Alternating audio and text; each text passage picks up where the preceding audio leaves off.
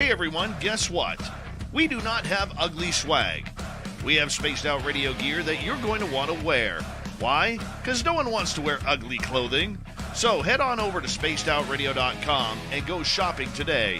You'll be glad you did. And it's a great way to support our show.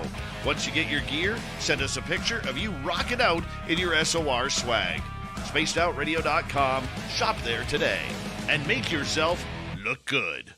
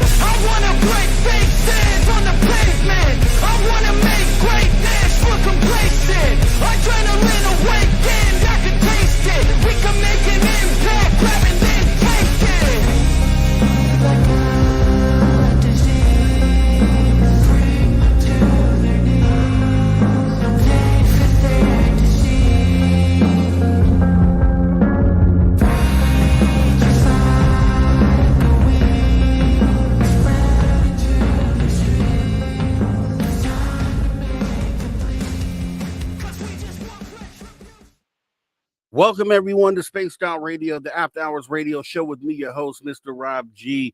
Tonight's going to be an awesome show. We have Andrew Razowick back for the second appearance here for hour one. And then hour two, we're going to change it up a little bit. We're going to do the After Hours wrap-up and what we normally do in hour three. So we're going to shift some things around a little bit here. But we have our guest for hour one. And we have Drew Banky for hours 2 and 3. As we go ahead and chart uncharted seas tonight, right here at Space Out Radio After Hours radio show, I want to go ahead and give out the medal positions for the night, courtesy of Race Fan, and I love it. Race Fan keeps us on top of the game here. Race Fan has shown me that the gold tonight will go to Race Fan.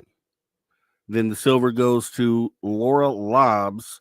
And then the bronze goes to Paramarv. So definitely appreciate you guys all coming on in. Let me see who else has come in the interim. We have Latchkey Hustle in the building. Appreciate you showing on up. We got Fast Timmy. Fast Timmy is here. Thank you for coming in, Fast Timmy. We got some Mothman. Greetings, space travelers. Greeting right back to you. We got Roger Murray dropping knowledge on us. December 5th, 1945, 79th anniversary. Flight 19 vanished in Bermuda Triangle. People believe taken by alien abduction. Hey, I'm with you. Flight, what is that? MH370 may have met a similar fate, right? It vanished as well, and who knows what happened to that. We could do a whole show around that. Thanks for coming on in. Thanks for keeping us educated, Roger Murray. Let's see. Who else do we have here? We got Brown Dwarf in the building. Good evening, Brown Dwarf. Appreciate you showing up. Kitty Catty Whack. Kitty Catty Whack. Thanks for coming on in. Appreciate you showing up. Stargazer. Thanks for coming on in. It's cold tonight. It is definitely cold out here in California. That's a fact. And Tina Smith, thank you for coming on in. We appreciate you showing on up. Who else do we have here? We have... moving down the list here, Lars Jansen. Lars Jansen is here. Appreciate you showing up, Lars Jansen. Carl Bittner. Hi, Rob, and all you spacey after hour spaced out peeps. Appreciate you coming on in, Carl Bittner. Let's see. Who else do we have? Ange. Hey, Ange. Thanks for coming in tonight. As always, saying hi, Mr. Rob G and Andrew. Appreciate you showing on up. Let's see. Terrence Wills, appreciate you showing on up as we get ready to start the podcast side of this thing right about now.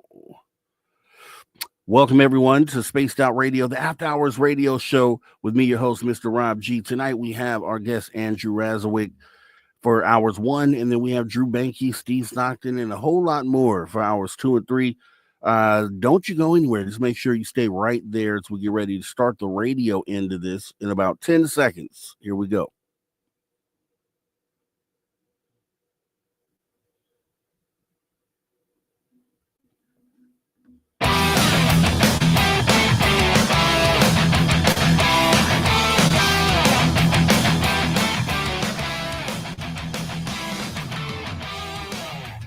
Greetings, space travelers. Welcome home. You just tuned your dial to Spaced Out Radio, the only place where you can own the night. I am your host, Mr. Rob G, and tonight we'll be broadcasting on our terrestrial affiliates across North America, plus digitally on digital platforms all around the world. Don't forget, you can access our archives for absolutely free at youtube.com/Spaced Out Radio. And while you're there, please consider hitting that subscribe button. Also, don't forget to follow us on X and Instagram at Spaced Out Radio and at Spaced Out Radio Show. Our website is spacedoutradio.com, where the options are endless. You can stay up to date with the SOR Newswire. Get yourself some official Spaced Out swag. Plus, rock out to the man you hear right there, Ron Bumblefoot Dahl, and oh so much more. We're going to have an awesome show tonight. We have Andrew Razowick joining us back tonight for hours 1. Then hours 2 and 3, we get Drew Banky, Steve Stockton, and a host of other things, UFO Weird News. You guys stay tuned. Don't go anywhere. As we go ahead and get this show started, we're just going to hop right into this thing. So let me go ahead and bring up our guest for the night. You loved him the first time. I'm sure you'll love him again the second time. None other than Andrew Razowick. How you doing, sir? I'm doing great. It's great to be back on. Thanks. Man, they loved you the first time. I watched the show back a couple times. It was an awesome show. Your energy is just, it's out there and it's welcoming. There were some things. I was going through the conversation. I was like, there were a couple things that I didn't get to speak to you about that I wanted to bring up. So we're going to hop right into it because we just have you for hour 1 tonight. So I wanted to kind of get right into it and talk about the article that was written about you in the New York Post. I don't believe we covered that last time. Yeah, sure. Yeah, we can jump into it. Definitely. Okay, so how did that come about, and what was it covering, and Sure. How did they pick you for this article?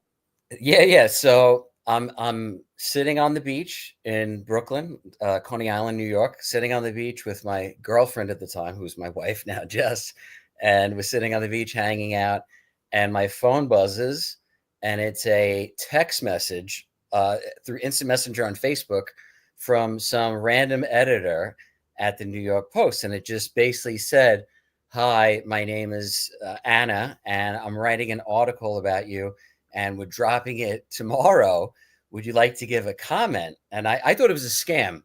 I'm like, I don't even know who this person is. Like, the big authors, if you know the New York Post and Times, the big names. And I'm like, I don't know who this is. So let me just take a look. So I just looked her name up.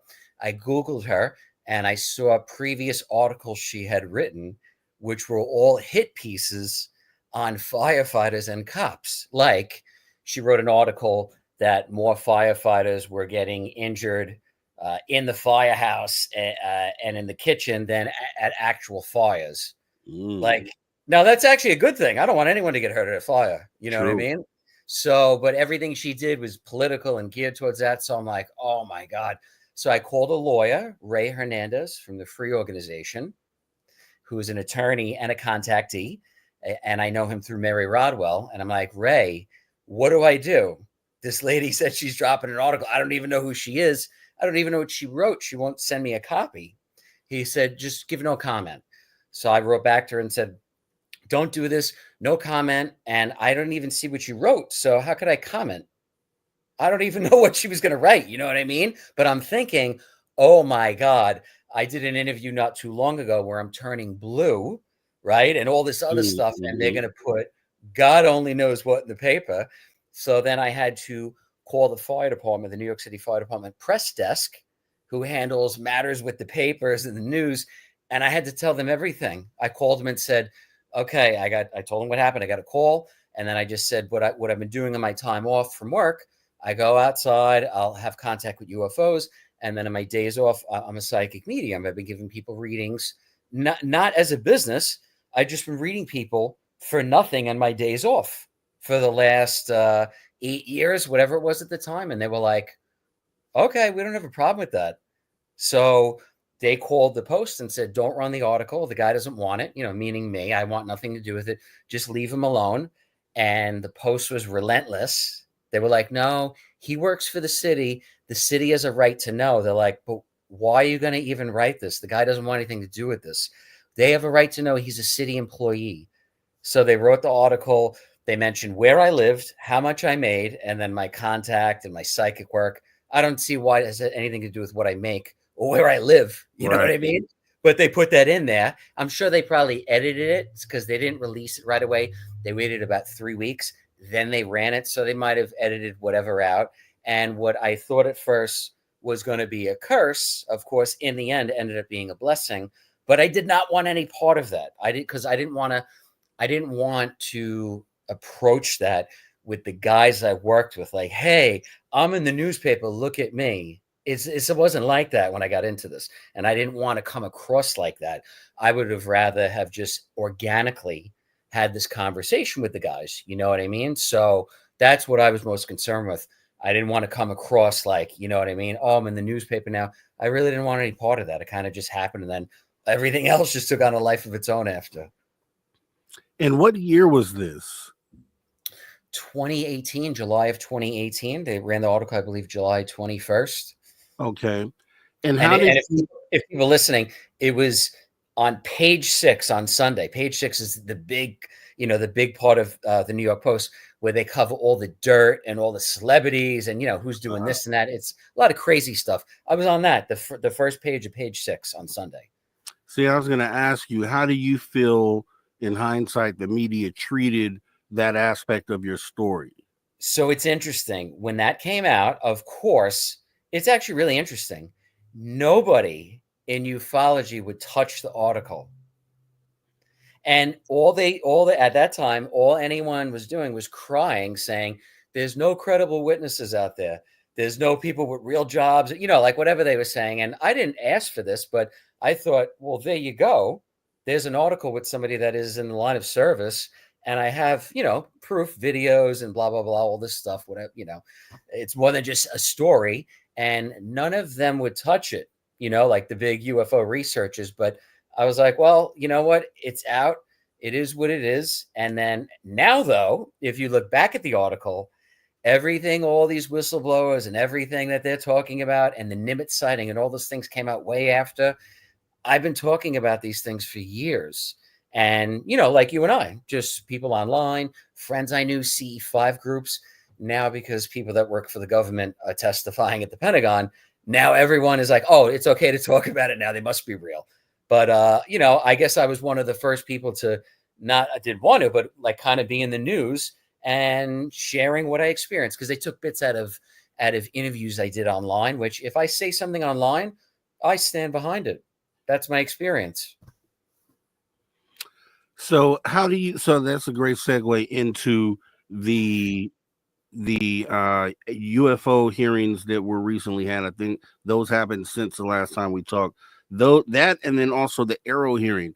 What did you get from that, or what were your feelings after you watched that? Yeah, awesome. One of my friends was there. He went to both hearings. Keith Taylor. People can look him up. He works for the UAP Med. It's a volunteer organization that works with contactees and first responders.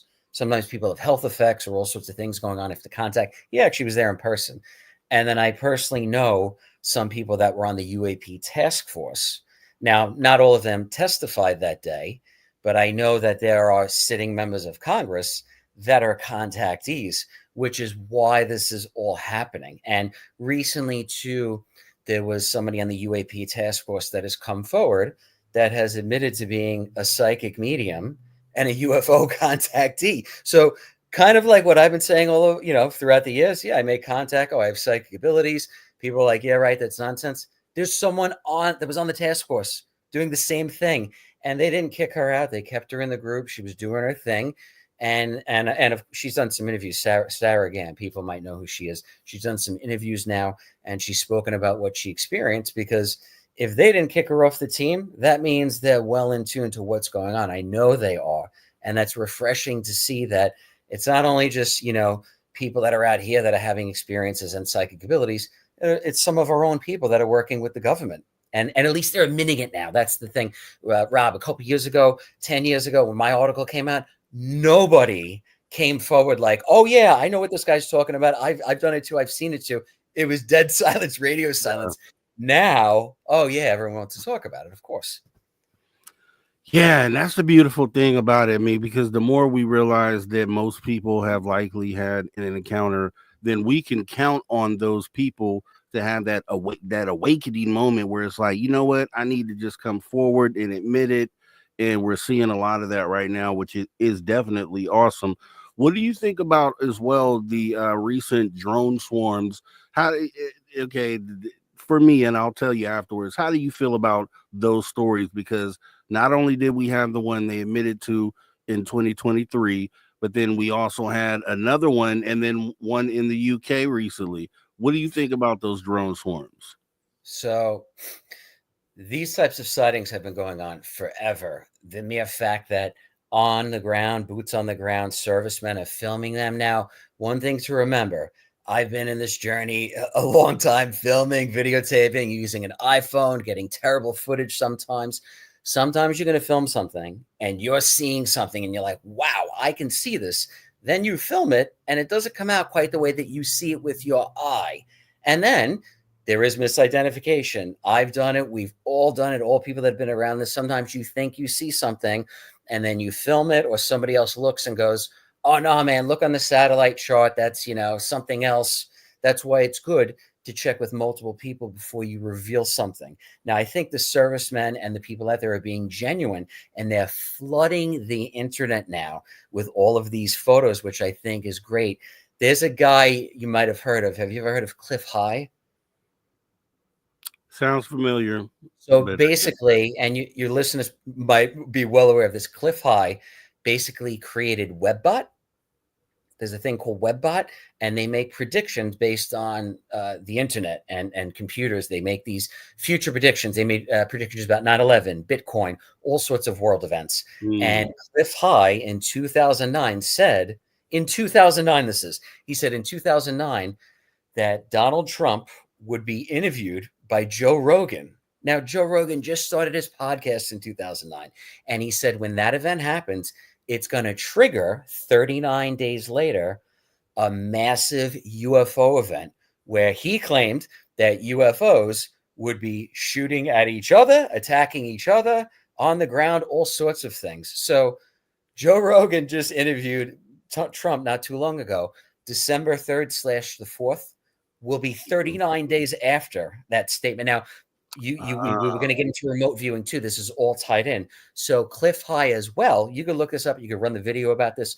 Future Forecasters, the remote viewing agency, which is pretty reputable. They did a remote viewing on this years ago, okay, before the interview happened, during the last election. And what they etched out and sketched, they sketched out Trump, Rogan sitting at a table, and they actually wrote out the topics that they were going to discuss. But the remote viewing session was done in 2020. Wow. So, for example, they wrote out like, Stormy Daniels, Russia, Epstein, and they're going to be laid back in an open script. This is from 2020. You can look at the sketching from this. And then now, right, they finally had the interview in Sposey 39 days later. We're only a day or two away. And they're saying, these remote viewers and Cliff High are saying, it's not always 100%, but this seems to be leading in that direction because of the event that happened. It has to be an event to ignite something else. And hey, who knows? In 2 days, man, nothing might happen. Me personally, I don't have any knowledge. I haven't gotten any downloads, anything like that is happening. But I don't doubt science and people that are looking into these things. I think it's worth investigating and talking about. Yeah, that's interesting. Someone brought that up yesterday, the date December 3rd, and I didn't know what it correlated to. And so Yes. this is what it is. Okay. And what was that agency? You said Future Forecaster? So Cliff High is the guy, Cliff and then High. he went to the Future Forecasters. They have a YouTube page, and it's right up there. It's one of the hot ones. You could look up the Cliff High event remote viewing, basically, and it's like an orange and white piece of paper. You could pop that up, and you'll see they wrote out the topics that they literally spoke about 4 years later. I mean, that's amazing.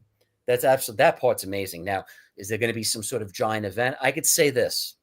If there is ever some sort of event where there's craft and other craft and they're engaging, going at each other, I personally believe that that would be some sort of Project Bluebeam or some crazy type thing, because the extraterrestrials and the beings that I've communicated with over the years have never shown me any malicious intent.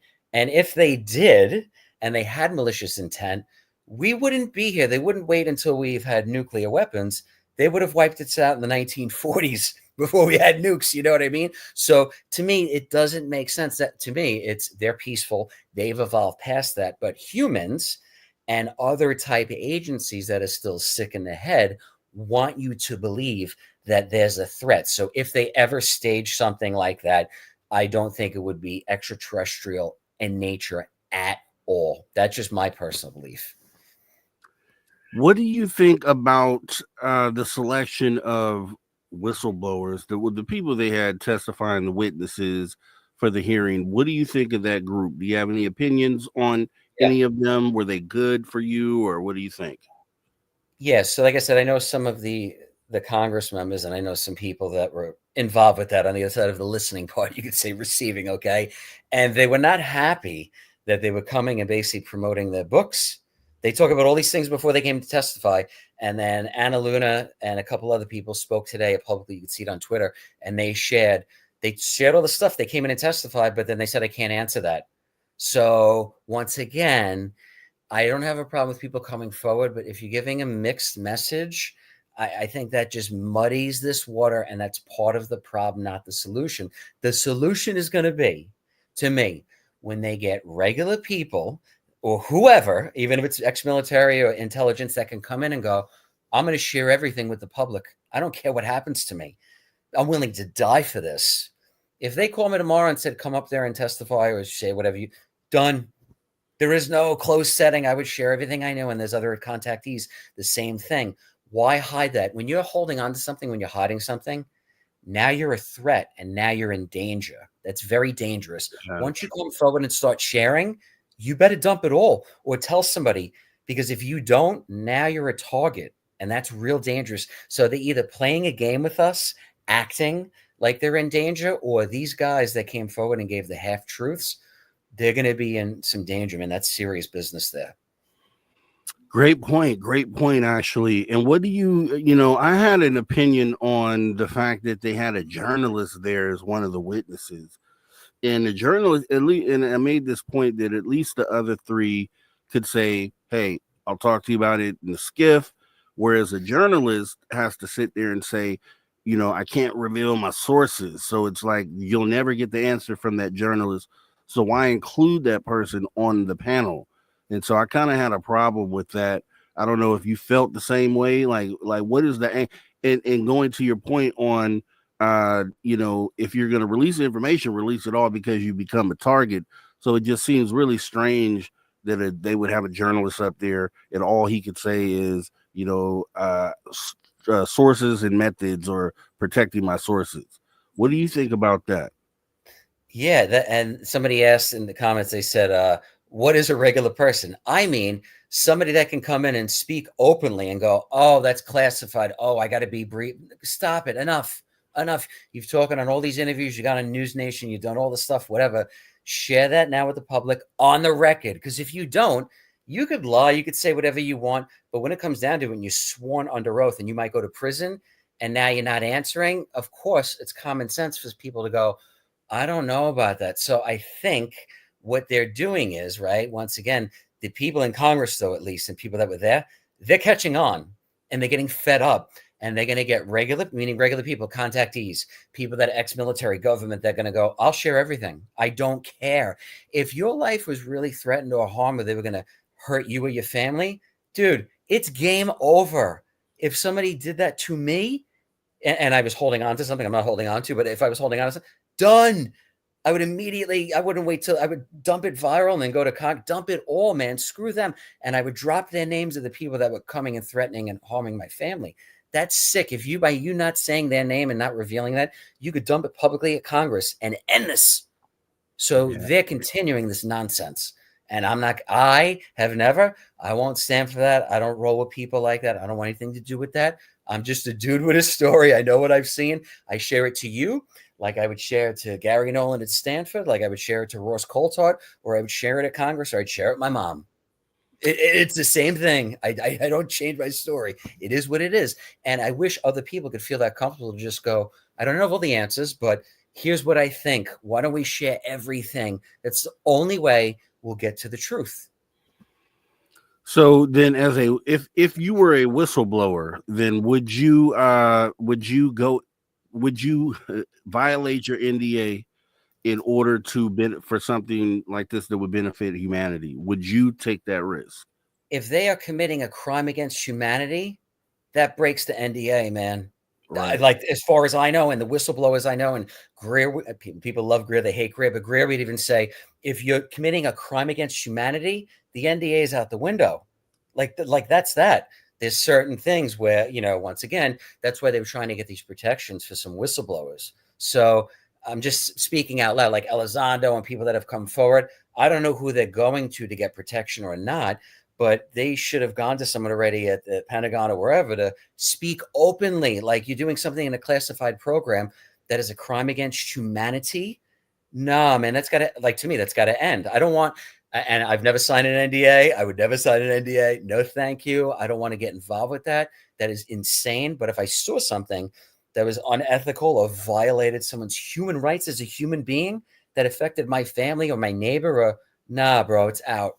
I'm not holding on to that, because you're losing sleep. You wouldn't be able to rest. You wouldn't be able to sit right with that. And then what, on your deathbed, you're going to tell everyone? No one's going to believe you.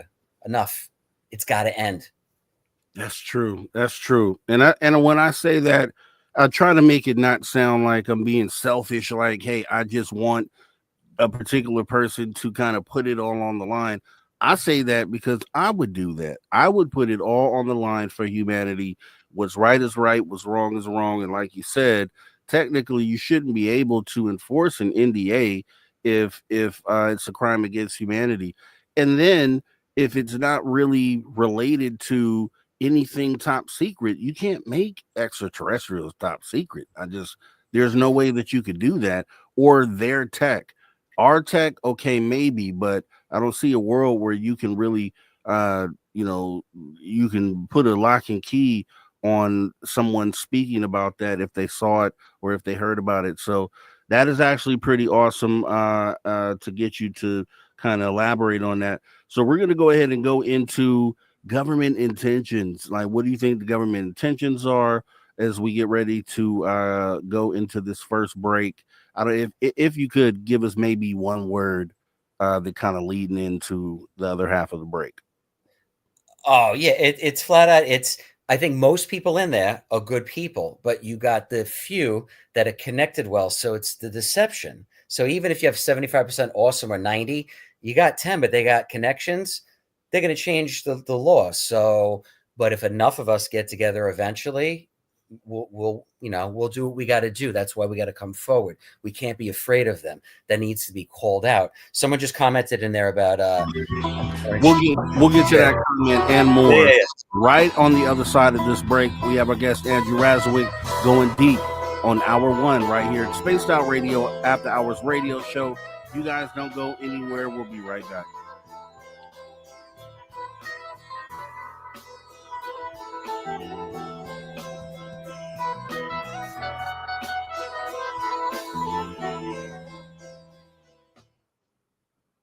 Okay. Okay. Good stuff. Good stuff. And I'm glad I had these other points that I wanted to get with you on. So, and then as far as like, we'll reschedule for another time as well, right? So, I'll send you some information now that we have this thing figured out. This the thing is when I'm the one that's booking guests, right? So, I don't think of the differences in time and then the time zone. I mean, It's all right. Yeah, man. I didn't even think. yeah, you know what I mean? It's all right. It's all right. Yeah. I'll So arrange it next time so I have more. Now I know. Like, if it's just once in a while, this will happen, man. It's all right. my fault. My No, fault. no, no. It's okay. It's all right, man. It's the holidays too. I'm doing a million things, and you know how it goes, man. Kids, family. Oh my god, nonstop. Oh yeah. Oh yeah, definitely. And I do see your question, Paramar. I'm gonna pose that before the end of the hour, so don't you worry about that, my friend. And Deb from Sacramento, thank you for your support tonight. Rob and Andrew, great conversation tonight. Yeah, we're jumping right in it. We're getting right to the meat and potatoes. Richard Minnick, also thanks for your support. Thanks, Andrew and Rob G. That's what we do. That's how we do. We will continue to do what we do. So you guys don't worry about that. Also want to welcome others that have come in tonight. Let's see, who else did I not see before? Jay True Seeker, thanks for coming in. Rich Buddy, thanks for showing up. Karen in the Woo Train. Who else do we have? Our Way Man. Okay, thank you for coming in. Excuse me. Let's see, Brian Novak. Thanks for coming in. Appreciate you. Let's see. Yeah, yeah. And I didn't see the question last key, but I just asked this one: would he risk going to jail to test this legal theory? I'm totally on board with. You got to take somebody has to do it. Somebody has to take one on the chin, and Yeah. just hope the people will kind of rally behind you, which I think would happen actually. This is the thing. I have met some of these people, and even they claim they'll go testify, blah, blah, blah, whatever nonsense. You'll have a conversation, you think they're on board, and then it gets close and they don't go testify. And I know plenty of them. That's so wrong. You're dragging people along, right? Like, fetching a dog and dragging a bone along and then pulling it away from that is so wrong. And this topic is such a big deal. You know what I mean? This affects everybody. So somebody commented in there before about Freemasons being, satanic or whatever.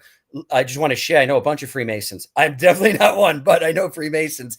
And my understanding, they could be whatever religion they want. So yes, some might be into Satan, some might be into religion, God, Judaism, whatever the thing is. They're not all just one thing. They do whatever they want. They can come from many different backgrounds, but they all do their thing and they don't answer any questions. So I tried to get information at them. Hey man, tell me about the 33rd degree. And they don't ever talk, at least the ones I know at all. Mm-hmm. And Bob Thorson, thank you for your support of the channel here. Let's see. Hillbilly Herb is saying if Andrew's doing any on-air readings later, would you be open in the future to doing something like that, Andrew? Yeah. And a guy just commented there too, Brian Novak. He commented in here before that I read him on Friday. Thank you for coming in and sharing that. He said, thank you. It was 10 out of 10. So, people always ask, who have you read? Is anyone around? If you guys are in the chat, feel free to ask Brian whatever his experience was like. I don't ever share. I will never share that I've read anyone. That's private between me and them. But if they come share it, then that's their business. So no problem at all. Thank you, Brian. Awesome stuff. Awesome stuff. We got about a minute left here to go before we come back. Jimmy J. Jordan Gonzalez. Appreciate you showing on up. My parents got attacked by a gnome and then it disappeared. That's pretty freaky, pretty creepy. Let's see. Okay, going back here. Jim White, I see you out there. Hey, Rob. Hey, Jim. Thanks for showing up. We have to talk again too soon, Jim. So I'll be reaching out to you pretty soon here. And let's see.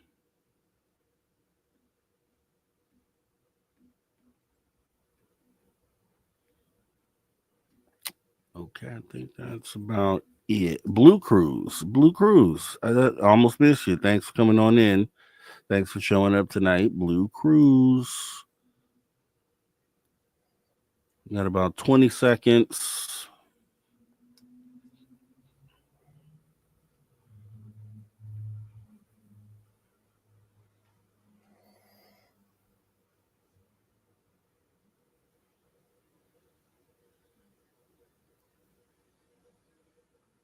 All right, here we go. All right, everyone. Welcome back to Space Out Radio, the After Hours radio show with me, your host, Mr. Rob G. We are joined back with our guest, Andrew Razowick, right here for hour one, getting right back into the conversation. If you missed any of it, definitely hop in the archive, youtube.com/at Spaced Out Radio, where you can get what you missed. Don't forget, also, you can follow us on X and Instagram at Spaced Out Radio, Spaced Out Radio Show. We do appreciate you coming in as well.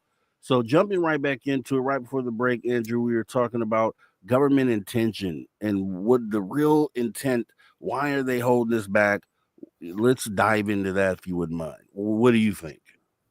And the number one reason is abductions, whatever they are, real, not aliens, humans pretending like aliens, whatever it is. If they're not, but if they were aliens, that's horrendous. You can't admit that. Now, if they are people that are working in programs, classified programs, and they're staging abductions, like Richard Doty has spoken about. Richard Doty spoke about a classified program that still exists today.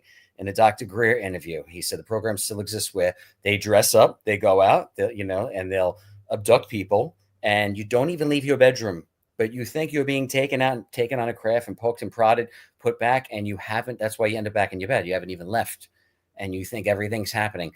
That technology was ran in the 80s. That's scary to think what they have today. So unfortunately, I know real contactees that have had that done to them. So they have real good contact, and then something messed up. So then they think it's evil aliens, but it's really us, meaning humans. So people that worked on those teams, though, those stage abduction teams, have come forward to Dr. Greer and Danny Sheehan and other people and said, hey, I'm an old man. I got kids. I don't want to deal with this on my conscience anymore, but I was part of this. I did do this. I partook in it. Now, maybe aliens were abducting people years ago. I don't know. I can't say that. I've never been abducted. I don't have any recollection of that. Okay. But I'm just saying, I don't doubt anyone's story or what they've been through. But that is why I personally think they'll never come out and go, oh, yeah, this is really going on. Because if that came out, and they know at Congress already, but if that came out publicly, oh, boy. And they're paying for service members, health bills, the people that have touched craft, people that have come too close to them and got injured, John Burroughs and other people like that. And there's other people that have been attacked and all sorts of weird things that have happened to them. So there's a reason why, but they don't want to get into this. They don't want to touch this subject. And what do you? I always ask this, but what do you think is the reason the government would do abductions? That's like one of the big questions. Yeah. So if there's a fear narrative, once again, if me and the 30 people that I've made contact with since 2011 in New York, my CE5 contact group, the shiftrocks.org, look them up. Okay. They're in East Nassau, New York. None of us since 2011 till now, there's never been a craft landing and taking people and poking and prodding. It's been a beautiful experience. However, people have had some sort of weird experiences go on in their home. Whitley Strieber, people will talk about these awful experiences like that. Now, once again, torturing and harming one another, to me, that sounds very human. That sounds like, someone's mad at someone, they want to go hurt him. An evolved species that is 50, 100, 200 years down the road, if they're still poking and prodding each other and they have nukes and we have nukes and they still have them, they wouldn't exist anymore. They would have wiped each other out. So I just can't wrap my head around that. To me, I can't see that. I just can't understand why they would poke and prod. And Greer said to me, he goes, Andrew, if they wanted your DNA, they just pick it up off the ground. It's all over the place. They don't need to take you up in a craft. What are you, great? Think about it. I'm like, okay, that sounds okay. But I know people hate him. He's a shill and blah, blah, blah, blah. Once again, don't throw the baby out with the bathwater. We wouldn't be here having this conversation if it wasn't for Greer. At least I wouldn't. Okay, so with that aspect, then how do you feel about the hybridization program that people talk about?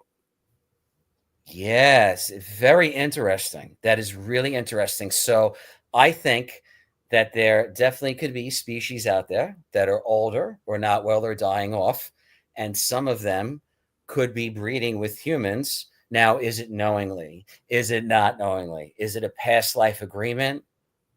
Like, how could you really know, right? How could you have proof? I know people that say, I know for sure it's a past life agreement. I don't care. I'm all good. I'm in. And then other people that are terrified, saying, I'm waking out and I was pregnant. It's gone. I know girls that has happened to. Geraldine Orozco. I know girls that are out there that have claimed this has happened to them several times. And I don't doubt their story. I'm sure there's something to that. But they've also experienced being in deep underground bases, military bases. So I think it's a very, there's a mix too. They could be, crossbreeding to keep them going. And then I think that there could be other factions that are messing with people. And if a species is evolved and they looked at us, right, like ants, right, like we look at ants or test rats, we're not caressing them, explaining, hey, we're going to cut you open just to see if this drug works. No, we're just doing it. So they could be evolved for 500 years down the road looking at us like, we're going to die. We just need to do this. And my understanding, too, is some of the ETs do not have the same or any emotions that we do. So they might look at us at a sporting event saying, what are you guys getting crazy for? I don't understand. What is that? Why does that get you guys excited? They just look at you. I've been at concerts, I've been at big sporting events, and I've seen craft. And I always wondered why. And I've heard from people because they're interested. They're like, wow, why are you guys doing this? What are these emotions? Some of them have emotions, don't, or they have a mix or a weird combination. So, yeah, it's interesting. Yeah, that definitely is. I mean, you'd figure they see a group of people, 50,000 people together, and wonder why they're clustering up in this group. Yeah, that definitely makes sense. Now, last time we talked, I know you talked about some species that you had personally been in contact with. What I wanted to know was what type of races do you think are out there? A lot of people say there's 50, that some people say more than that are visiting. Yeah. What is your opinion on that? And somebody commented that ETs have technology to see deeper into your DNA. 1,000%. And for a human, what do? The more I meditate, the more I expand, the more contact I have, more psychic ability, all of that. And the scientific community is extremely interested in that. So I know there's something to that. The more we get into it, yes, the ETs are aware as well. It works vice versa. I just wanted to share that. Could you just repeat your question, man? I'm sorry. Yeah, no, just looking at the extraterrestrial races, there's supposedly a lot of them out there. How many do you think are out there? Oh my God. So I had seen a craft one night where I lived in Brooklyn. And from what I saw, right, I'm not talking with my third eye and my hallucination. No, I mean, from what I saw with my own eyes, I saw about 20 different looking beings. Not one of them was the same. They just looked different. One was gray, one was orange, one looked like, and I'm like, now, is this a projection? Is this the real physical thing? Let's not go there. Right now, I just saw a lot of different things, meaning sometimes they're far away and they can project themselves to you. And if they come in the physical flesh, they can only hold the vibration here for a few seconds because the toxins in the environment would kill them, at least the ones I've interacted with. So a lot of times you see things and you're like, that's a hologram. To me, no, that's not. They're projecting the craft, that they're projecting themselves to you because they can't hold the vibration here, or there'd be some negative intervention by the military, blah, blah, blah, blah. So they're not going to put you at harm. But basically, there's several different types of races. How many? I know that a guy testified with Greer and said, there were like 96 species. It's limitless. I can't even say because the cosmos is infinite, right? But I have seen several. What have I seen? I've seen ones come out of the earth, come out of the water where I lived in New York. Same thing here, right? And then I've seen them come from the sky, and I've just sometimes seen them just appear and then gone that quick. And there's very little talk. When I have a conversation, I'm not sitting there for an hour with them. It is really fast. Sometimes it's just one word or no words. Sometimes they're just observing. They just come, look, and then gone. Kind of like oh, well, like you're interested in something. You just look at something in the sky. You just see it quick. They see us and then boom, it's gone. But I know that something is happening because I could physically see it. I'm recording something. But yeah, I think that, oh my God, I can't even count. There's got to be at least 100. I don't have an exact amount. So, and I know we also talked about Kit Green, right? You know, Kit Green, Gary Nolan, you were stating, and we know Gary Nolan was on the SALT conference saying that 100% aliens essentially have visited or arrived here. Kit Green was famous, well, one of the things for, saying that the alien autopsy video was real, but then it came out that it wasn't real. But then I guess there was some confusion as far as the video that everyone sees may have been a recreation from an original video. What do you think about that? What do you think about the whole alien autopsy situation? So I have a very dear family friend that knows Kit as well. Okay. A trust person in my life, basically. So I might know a few things, might have an idea about a few things that maybe people just don't know, but there was a genuine video out, a real one. And then, like anything, there's a recreation, the real authentic original thing. If anything, those things are tucked away, they're classified. I don't think they'll see the light of day. There might be recreations, once again, just to get people thinking and stimulated. I've seen one with the ET captured, having all the telepathy. Yes, when I have contact, it's all telepathic. There's no, a lot of them do not have mouths. It's just all mental, and the heads are bigger because in the future, supposedly we evolve and our brains, our heads get bigger, and we don't even talk at all. Like when you feel like my mom's going to call me or a relative's going to call me, I can feel it. And then I get a phone call. I'm like, whoa, that's crazy. Supposedly in the future, we tap more into our consciousness and our spirituality. We're in that age right now. And literally our heads are going to expand as you train a muscle. It gets bigger. As you train your brain more, eventually I feel that there'll be an expansion. What do you think, if you had to look around at the landscape, just videos, photos of potential extraterrestrials, which ones have you seen any, first of all, that you think are legit? And then if so, which ones would those be? It's tough to tell with AI. I could usually tell a video if it's AI. Usually it's like, that's too perfect. You know what I mean? And yeah, they're going to be a little fuzzy. Why? Because like I said, sometimes, yes, there's a physical craft. That's very rare, though, the actual physical craft to get it close up. So a lot of times it's a projection, or if it does get close, it will be vibrating, pulsating. Okay. Literally like a shadow being, like a picture, like a shadow being. Some of the craft look like that, but they'll be seamless, silent, maybe one light, sometimes multiple, usually just one solid light, but no sound. And it's vibrating. Okay. And you do this enough, you have a feeling around you. So if I see a craft or I'm even looking at a video, at times, like I said, AI is tough, but sometimes I see one and I'll feel like, whoa, oh my God, I just feel, once again, feel some sort of connection with this. I feel like this is genuine. What is that feeling? When I see something in real time, the hair on my arms will stand up, literally on my feet, a little bit of hair I have on my feet, it'll stand up like that. I'm like, whoa, I get a weird feeling. Doesn't happen all the time in life, but it's only when the craft are around. I had a friend whose heart would race almost out of her chest. She's from Malaysia. Her name's Tanaya Tay. She wrote a book called Benevolent Contacts. I did C5 with her for my first time ever when I met Greer in 2011. Tanaya Tay, look her up. Her heart, I was with her. I could feel it racing out of her chest. She go, Andrew, grab my iPhone or my camera. There's a craft around. Bang. You couldn't see it, but through the camera, the craft would be around. So you get this feeling, and that usually is a good indication that the video or the craft that around you is the real thing. Because we look around and we have videos like the alien autopsy video. We also have like the video I'm pretty sure you've seen this or heard of this, the one that Jon Stewart is going around promoting. He said he's done research on it. He says that he has key information about the people that may have been involved in that video where they're attending to an alien. What do you think about that video?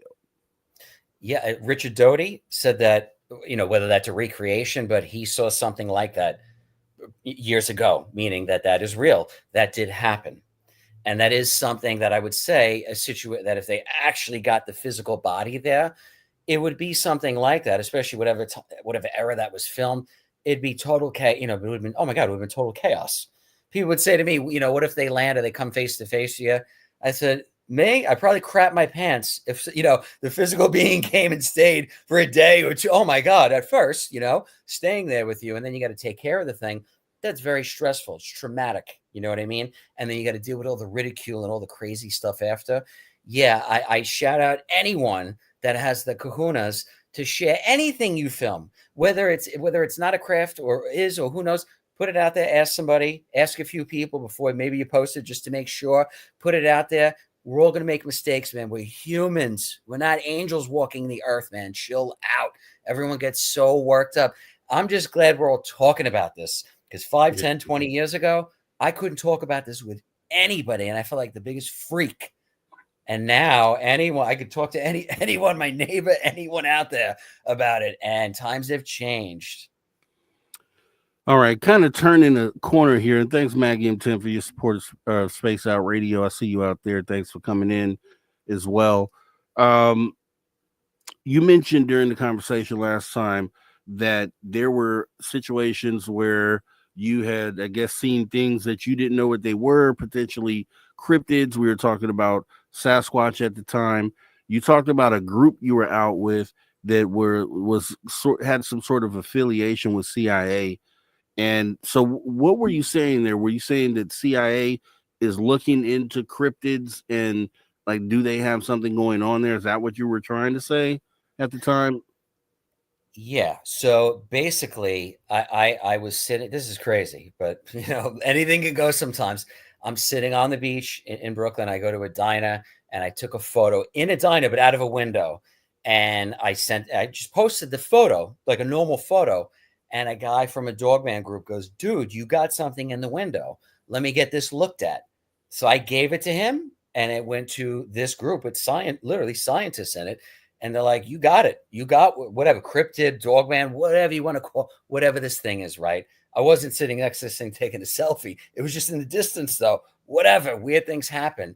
And then I said, what's the deal with this? And he said that there's a military guy connected to Intel, CIA, right? Who was in his true story, sitting in his backyard. Guy was he was a Navy guy. His brother's in the CIA, well-known scientist. I can't drop his name. It's a classified thing, but I'll tell you the story. Too bad. So this is how it is. Guy sitting in his backyard smoking a cigarette. He looks and he sees a flame from a cigarette. He looks, and there is something in a trench coat with a hat, but it is a dog. The guy was armed with a firearm, though.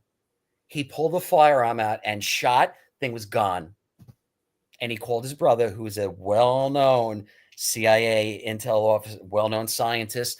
They came, they looked it out. And when I met Gary, this is not Gary Nolan, though, but when I met Gary Nolan, he had said to me, Andrew, if you have anything messed up happen or poltergeist, anything wild in your house, let me know, because we have teams that can come out and help you. I'm like, what, like Ghostbusters, bro? Like what?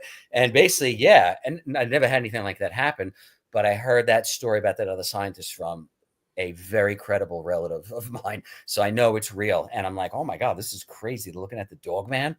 Yeah. Yeah, that's I mean, whatever not it is. surprising. Right, exactly. It's not surprising because too many people say that they see these things. So if they're here, you would assume the governments are definitely on top of that. And then when we were talking about that last time, you also stated that when you saw, a UFO, that you saw also something you didn't understand and could have been a cryptid. You went on to say that you felt like these cryptids were like cousins to aliens. What were you saying? What did you mean by that?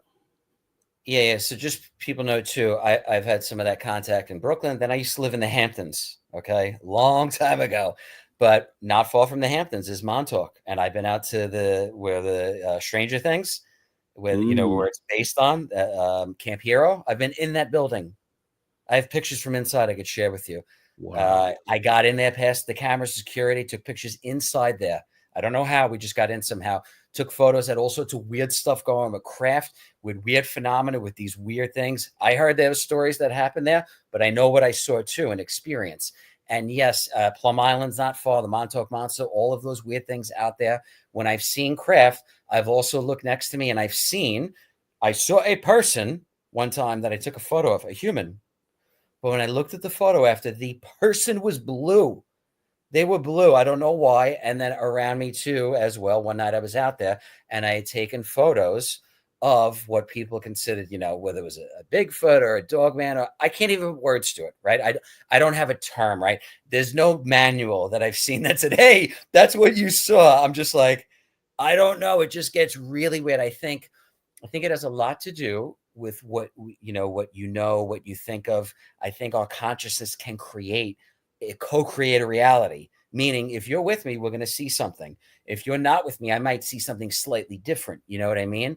So we need to be careful about what we consume, because if we're too fearful or watching too much doom and gloom, you might be seeing some evil stuff or having some weird things happen around you.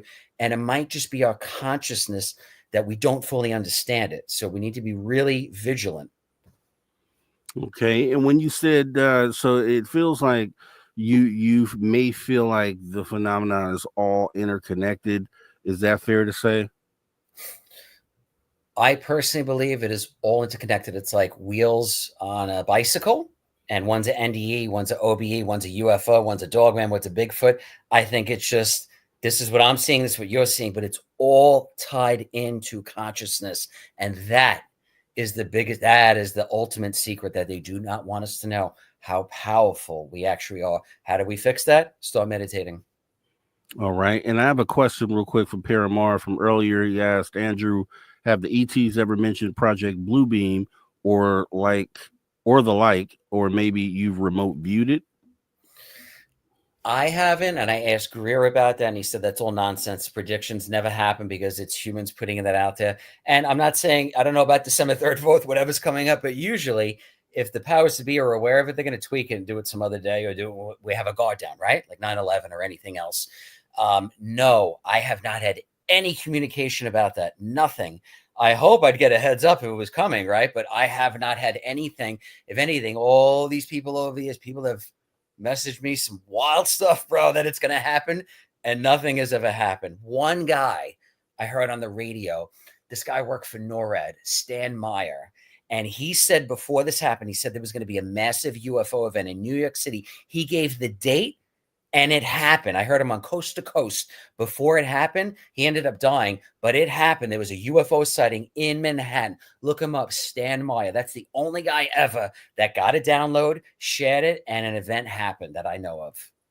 Okay, I'm definitely going to have to look at that. Take a look at that. Check him out. Now, with 1 minute left, actually, here, if you give a quick answer on this, what is your long-term view on how disclosure plays out? Eventually, right, you're going to get people, and you're getting some on the inside, right, with military Congress, stuff like that, but that are literally what they call, I don't even call star seeds, contactees, whatever, but they're going to be on the other side too, where they're coming forward, and there's going to be enough of them where the tide is going to shift. We're going to get there, but it's going to take work. This is not overnight. This is a process. It's a marathon. So if you're in, you're in. There's no turning back. You're here for the ups, downs, the roller coaster. And I always look at it like, if I don't do it, no one's going to do it. But I know other people think like that too. So now a lot of like-minded people like that, we're all coming together. So we need more. We need more people to come forward and share what they've experienced. I don't care what comes out of Congress. Yeah, it's great if they admit the truth, but it doesn't change anything that I've experienced. It's just people that are NPCs are not awake right now. They might go, oh, wow, there's something to that now, bro. But I don't care, because it doesn't change what I know and what you know and the people listening know. We know what we've seen. Awesome stuff, Andrew. I felt like we got a lot accomplished here in this hour, and we're going to go ahead and make sure that we get you back, because you have awesome energy. It's great to talk to you, and we definitely have to do this again. You can catch Andrew over at the Psychic Fighter, psychicfirefighter.com, correct? Yeah, perfect. Yep. All right. Thanks, Andrew, for coming on in. Everybody else, kick back, and we'll be back right after this break. Conversations that move the needle. Conversations that move the needle. You're listening to After Hours with Mr. Rob G on the only place where you can own Thanks, Rob. Spaced Out Radio. Spaced Out Radio. You've tuned your dial to the right frequency.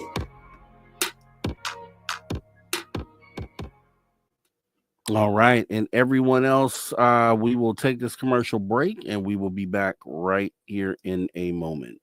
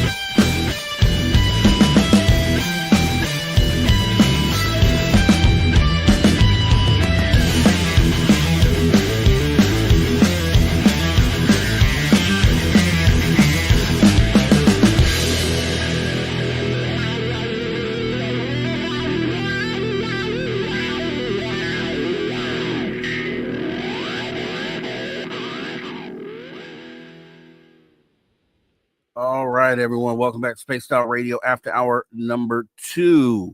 As we're going to go ahead and switch things up, do something a little different tonight. We're going to do our hour 3 business here in hour 2, and then we are going to use hour 3 to maybe do some AMA stuff. So get questions ready for Drew and myself for hour 3, and we'll make it a very interesting thing. As we got about 10 seconds here before we come back from radio here. Let's go.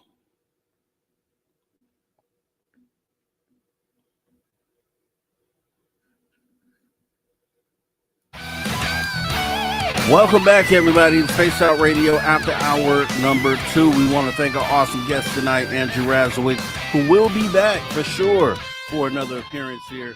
Guys, don't forget, if you missed that interview, definitely hop in the archive, youtube.com/at Spaced Out Radio. We're going to definitely get you going there. As we get ready to go into hour number 2, we're going to start things off with Steve Stockton, Tales Untold, Missing Person Mysteries. Let's go ahead and cue it up. Steve Stockton, let's go. Welcome to Tales Untold and Missing Persons Mysteries on Spaced Out Radio's After Hours. My name is Steve Stockton, and I'm here to take you on a journey of mysteries, legends, and true stories. Come, join me on this strange adventure of Tales Untold and Missing Person Mysteries. Michael St. Laurent.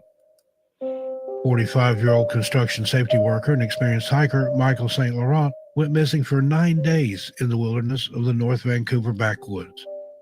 He scribbled pertinent information about himself onto his arm. His birth date, name, and social insurance number were sloppily scrawled there just in case he didn't make it out of the woods alive. This all started on November 13, 2011, near the Grouse Mountain Skyride, where, while hiking a trail, he suddenly and without warning became confused and disoriented, not knowing where he was going, and what was and was not even real. Michael's account is somewhat confusing and even contradictory, as he states he was hallucinating so badly for most of the time, it was hard for him to recall most of what had occurred during his 9 days of hell in the woods. Michael had planned to hike a roughly 8-hour round-trip trail. However, he was somehow held up and forced to spend the night in the deep wilderness. Fortunately for him, he happened to have not only a dry change of clothes, but a tarp with him, and managed to stay at least partially dry and semi-warm in the frigid Vancouver winter cold. Michael even prepared for a 2-day trip, though he expected to only stay 1, assuming he would be fine and ahead of the game in case anything unforeseen came up. Unfortunately for him, something did. It lasted much longer than the 2 days, though. Michael's mind was so foggy and muddled, however, that after becoming lost and veering off the main trail, he couldn't even manage to find any kindling there in the woods, despite the ability to make a fire by hand. For the next 7 days, he wandered aimlessly around the woods, dehydrated, hypothermic, and vividly hallucinating nonstop. He said his hallucinations included being at work, driving home, and even sitting down for a meal in his favorite restaurant. After just 3 days, he thought it had been 3 weeks. Although there were numerous hikers who passed through the area within view of him, Michael was seemingly totally unable to communicate with them in any way. Not for lack of trying, though, as he says he called out for help and did everything he could to get their attention, but to no avail. It was almost like he was invisible to anyone and everyone who passed him by. The only thing the searchers believed saved him was his somehow remarkable ability to remember to cover himself at night with a tarp. At times, he had even had to crawl as he developed a condition from wearing soaked footwear called trench foot. When speaking to the media after being rescued, Michael told them he had seen and heard the searchers looking for him, but was unable to communicate with them and gain their attention, and somehow he claimed they hadn't been able to see or hear him at all. The search and rescue teams deny ever being anywhere near the area Michael stated he saw and heard them. What prompted Michael to write down his personal information on his arm, just in case? He said himself it was a regular day and he had the entire hike planned out. Is it just a coincidence that this is yet another semi-experienced hiker who, for one reason or another, was separated from his group and ended up lost in the woods? What is prompting these people to put themselves in harm's way like this? Lisa Theris. 25-year-old Alabama resident and radiology student Lisa Theris had a couple of strikes against her already as far as anyone finding her when she became lost in the woods in Midway, Alabama for an entire month in July of 2017. She had severe bipolar disorder, and because of the crowd she was recently hanging out with, most who knew her thought she was just trying to get away for a while. After not being able to reach her at all in 5 days, her father eventually called the police and reported her missing. After searching the most obvious places and coming up with no sign of her, the police then caught up with the last 2 people known to have been in her company, who were also wanted in connection with the robbery of a hunting lodge. When the authorities finally did catch up with these 2 men, one of them claimed the other killed Lisa and had disposed of her body. This led investigators to bring dogs into the woods behind a local Walmart where she may or may not have last been seen, and where the 2 men said they had last seen her. The other man said she was not murdered, but had jumped out of the truck and ran into the woods for no apparent reason the last night they had been with her. Because of the conflicting stories given by the 2 men and their shady and criminal reputations, police decided to go ahead with the cadaver dog search of the woods. After all, Lisa had been missing an entire month, and the likelihood she could survive out there in the wilderness for that long was slim. Eventually, Lisa was pronounced dead, even as the police still searched for her body. 2 days after this pronouncement, however, Lisa stumbled into the road in front of a random vehicle that just happened to be driving by at that time. Lisa had collapsed onto the roadway, and an ambulance was called. She was completely naked, covered in sunburns and bug bites, and it was said she wouldn't have lasted another day had she not made her way somehow to the main road to be found and given medical attention. She had lost 50 pounds, and it was considered miraculous that she had even survived at all. Her condition was barely stable. When she was finally able to recount her harrowing ordeal, she gave an extremely strange and seemingly nonsensical story about what she had been through. She claims to have survived from eating wild mushrooms and berries and drinking muddy and mucky stream water. When asked how she had come to be in the woods in the first place, Lisa states she believes she was drugged and left there for dead. There is some question, however, as to how Lisa could have survived based on her claims. Number 1, she was legally blind and didn't have her glasses. Number 2, the berries she claimed to have eaten didn't grow in that area. And thirdly, mushrooms are made mostly of water and have no calories at all. Also, she would have gotten terribly ill, if not dying altogether, from drinking the water she claims to have hydrated herself with. What really happened to Lisa? How could she have eaten berries which didn't grow in the particular area? Was she making it all up, or had she possibly slipped into another dimension or something? Those are questions to which we may never have the answers. Michael Napinski. 45-year-old Michael Napinski of Woodinville, Washington, went on a hike in Mount Rainier with a friend on November 7, 2020. The 2 decided to separate below the Muir snowfield, with Michael snowshoeing to Paradise and his friend continuing on skis to Camp Muir. They were going to meet up at a designated time down near Paradise, close to where Michael was heading to. Suddenly and seemingly out of nowhere, Michael reports the weather turned to extreme whiteout conditions, which prohibited him from being able to see even an inch in front of his face. Obviously, this made it impossible for him to go any further. He recalls taking very small and easy steps to get himself slowly down the mountain, while still seeing nothing but the whiteout conditions ahead of him. This is the last thing he remembers before becoming confused about the next course of events. He says he thinks he fell, but can't be sure as he totally blacked out and has no memory of what actually occurred while he was blindly snowshoeing through the blizzard conditions. Needless to say, Michael didn't make it back to meet his friend near Paradise that evening and was reported as missing. 3 National Park search teams went out and conducted full searches of the area throughout the night, and because the temperatures being 16 degrees Fahrenheit and the whiteout causing minimal to no visibility, the searches were called off for the night.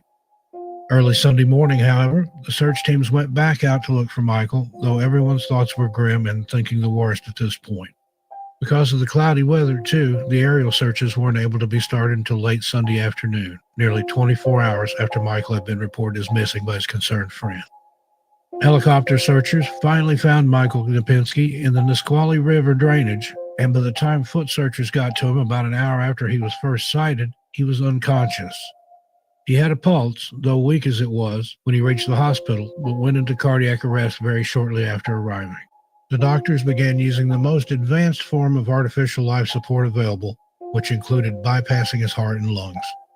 Miraculously, or some say coincidentally, due to the location where he went missing and all the strangeness surrounding Mount Rainier itself, Michael was legally deceased for 45 minutes, yet was able to be brought back to life with no long-term negative effects.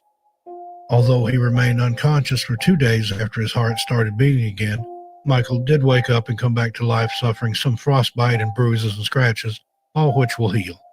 Is it just a coincidence that this man, who had all of the same bizarre and seemingly random symptoms as so many of the other cases we've talked about here, was miraculously able to return from the dead after 45 minutes? That's not even supposed to be possible. What is really going on here? Danny Philippides. On February 7th, 2018, Danny Philippides ventured from his home in Toronto, Canada, to the Whiteface Mountains of New York for a seemingly typical ski trip with some co-workers. The 49-year-old firefighter went missing on the mountain when he separated from the group to go to his car and retrieve his cell phone, which he had initially forgotten to bring with him. He went off by himself, figuring he would be right back and go back to having fun with his friends and colleagues. However, that isn't what happened at all, and despite little bits and pieces that have come out since, we will perhaps never really know what happened to Danny Philippides. Despite having no memory of what happened after he started back down the mountain to go to his car for the phone, he believes he took a wrong turn on a children's ski slope. The doctors would later confirm that he did seem to be suffering from a head injury, but even that doesn't explain where Danny ended up after leaving his friends to run the quick and seemingly harmless errand. Once Danny was reported missing, a manhunt of epic proportions set out to try and find him. At least 6 government agencies joined the 2 local ski patrols and several volunteers in the search. Eventually, more than 135 volunteers searched the area he was last seen and the route he should have taken to his car, which was still parked in the exact same spot he had left it, with the cell phone inside, for a total of 7,000 hours, but to no avail. How could they possibly have known that Danny was at that time in a big rig truck hitchhiking across the country to California? Danny also remembers being dropped off in Sacramento, still wearing his ski clothes and with a brand new cell phone and, inexplicably, a haircut. He was eventually found wandering around the Sacramento Airport rental car facility's parking lot. He had absolutely no idea or clue as to how he ended up there or why. The authorities found him got the surprise of a lifetime when they learned he was the subject of a massive manhunt all the way on the other side of the country. Obviously, so did Danny upon learning the same information. What happened in those 6 days? Where did Danny get the haircut and the new iPhone? And what could have possibly led him all the way across a foreign country like that? More than 2 years later, and these questions still haven't been answered. They may never be either, as Danny has since chosen to remain quiet about the ordeal and has gone back to work in Toronto as a firefighter. Unfortunately, so many of these people who go missing and are found under extraordinary circumstances choose to remain silent about what they encountered, even the ones who remember very clearly. Is this another symptom caused by who or what is doing this to these people? The inability to express what happened? Or is it that there are just no words in our vocabulary to explain what they might have seen or experienced? All right, Tales Untold, Missing Person Mysteries with our guy Steve Stockton, always coming with the creep stuff. And you gotta love his voice. His voice is just one of those voices that can read you the Sunday paper, the classified section, and make it sound very, very compelling and awesome.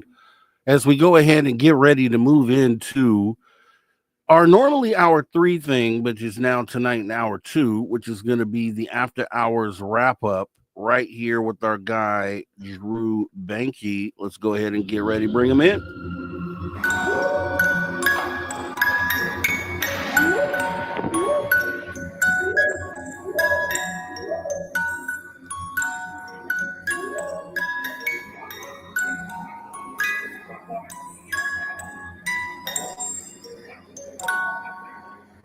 All right. The after hours wrap, Drew Banky. Drew, do appreciate you coming in, sir.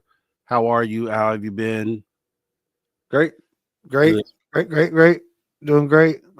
It was a awesome conversation with the guest. It felt like some of the same stuff I've been saying, like exact same wording and everything. Like, it's just interesting times we're in right now, man.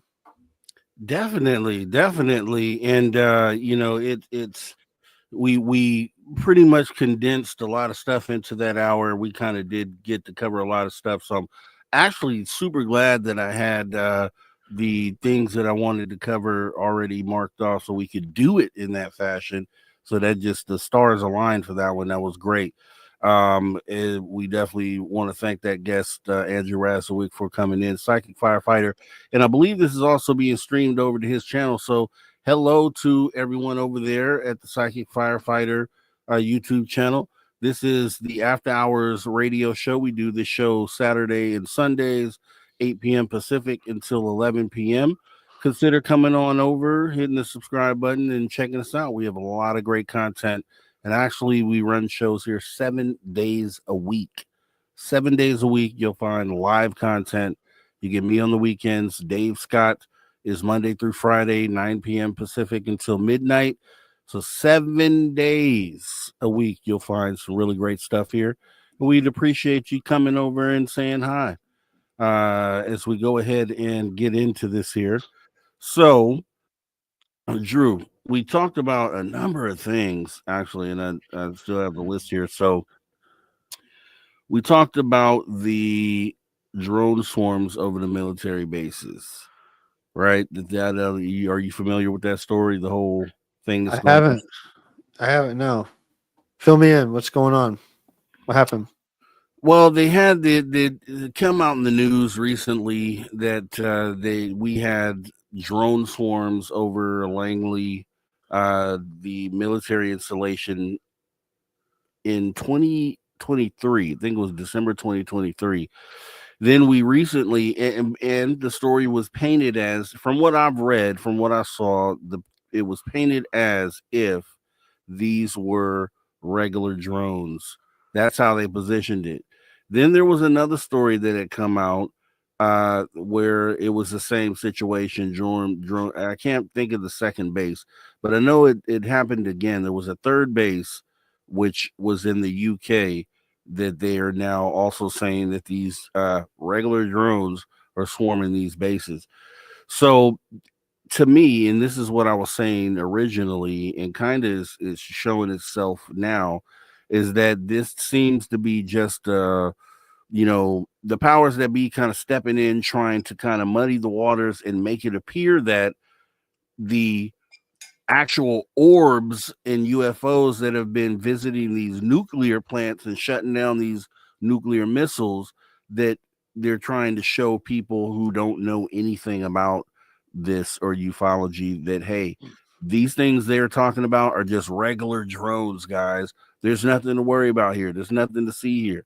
They're only talking about quadcopters. But my whole problem with that is, and you could let me know if I'm right or wrong on this, right? You are a veteran here. Is there ever a point where the government is going to allow someone, foreign adversary, or just a random person, even if they're a citizen, to sit outside of a military installation and fly quadcopter drones over that installation? Do you see a place where that happens, where that's possible? I mean, there could be when they're testing new equipment. You know, somebody bringing in new equipment and them testing it out. Something that we haven't seen, but I think there's going to be. I agree with Andrew. You know, I think there's going to be something really amazing happen here real soon, and it's just.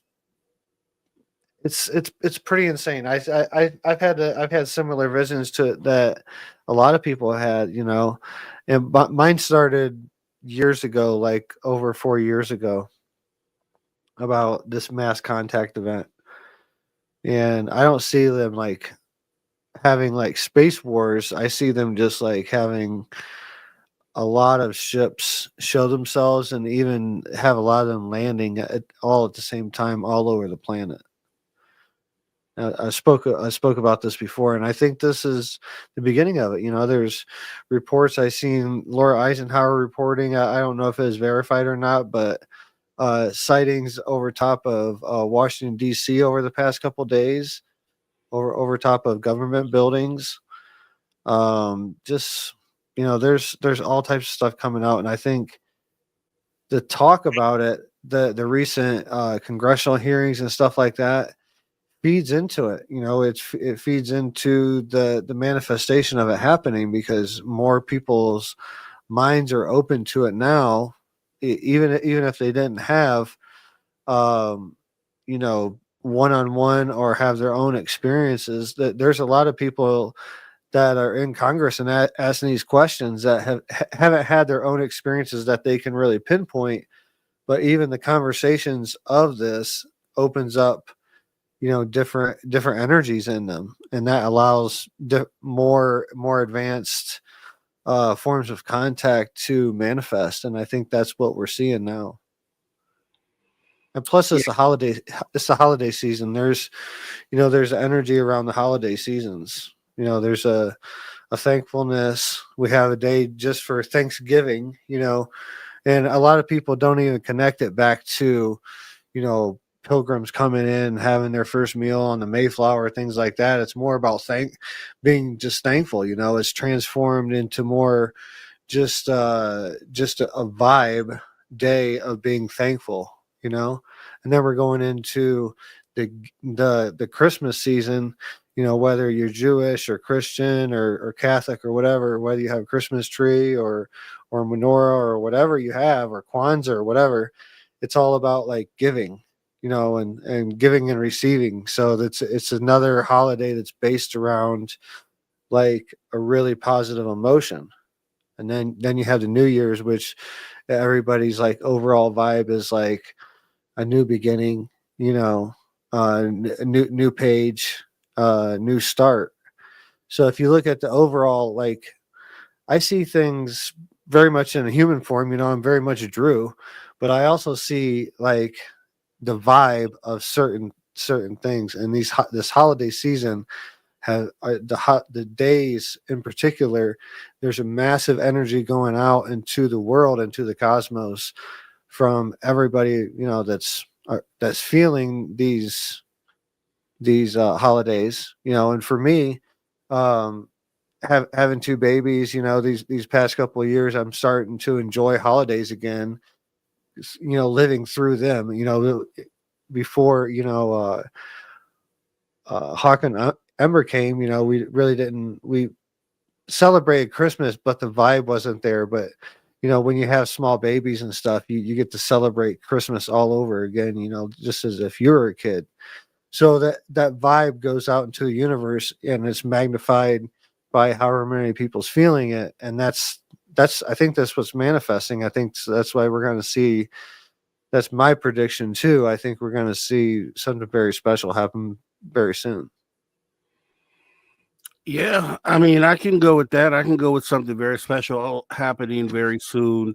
Though, have this information, Cliff High and future forecasters, predicting dates and things, though, is the part that gets me, is the part where I'm like, I don't know, because there's been a lot of times where dates that have been predicted have come and gone without anything happening. And yeah, go ahead. That's why dates are tricky, man. I've done it a few times before and like put out dates and stuff never happens. That's why I just shy away from it, because it's what I realize. It's hard to put dates on something, because you're dealing with a flash or a vision or trying to interpret a dream or this, that, and the other. When this information comes, but it doesn't unvalidate it. And I sent you a video. We should go over that. It's a clip of an interview I did over 4 years ago, right before the last election, and it was talking about a major contact event after election. I was predicting, and that was over 4 years ago. But I think I had it off. All right, and we'll take a look at that and more as we get ready to go to break right here. Spaced Out Radio, the After Hours Radio Show, right here with Drew Benke and After Hours Wrap Up. You guys don't go anywhere. We'll be right back right here. Don't change the dial.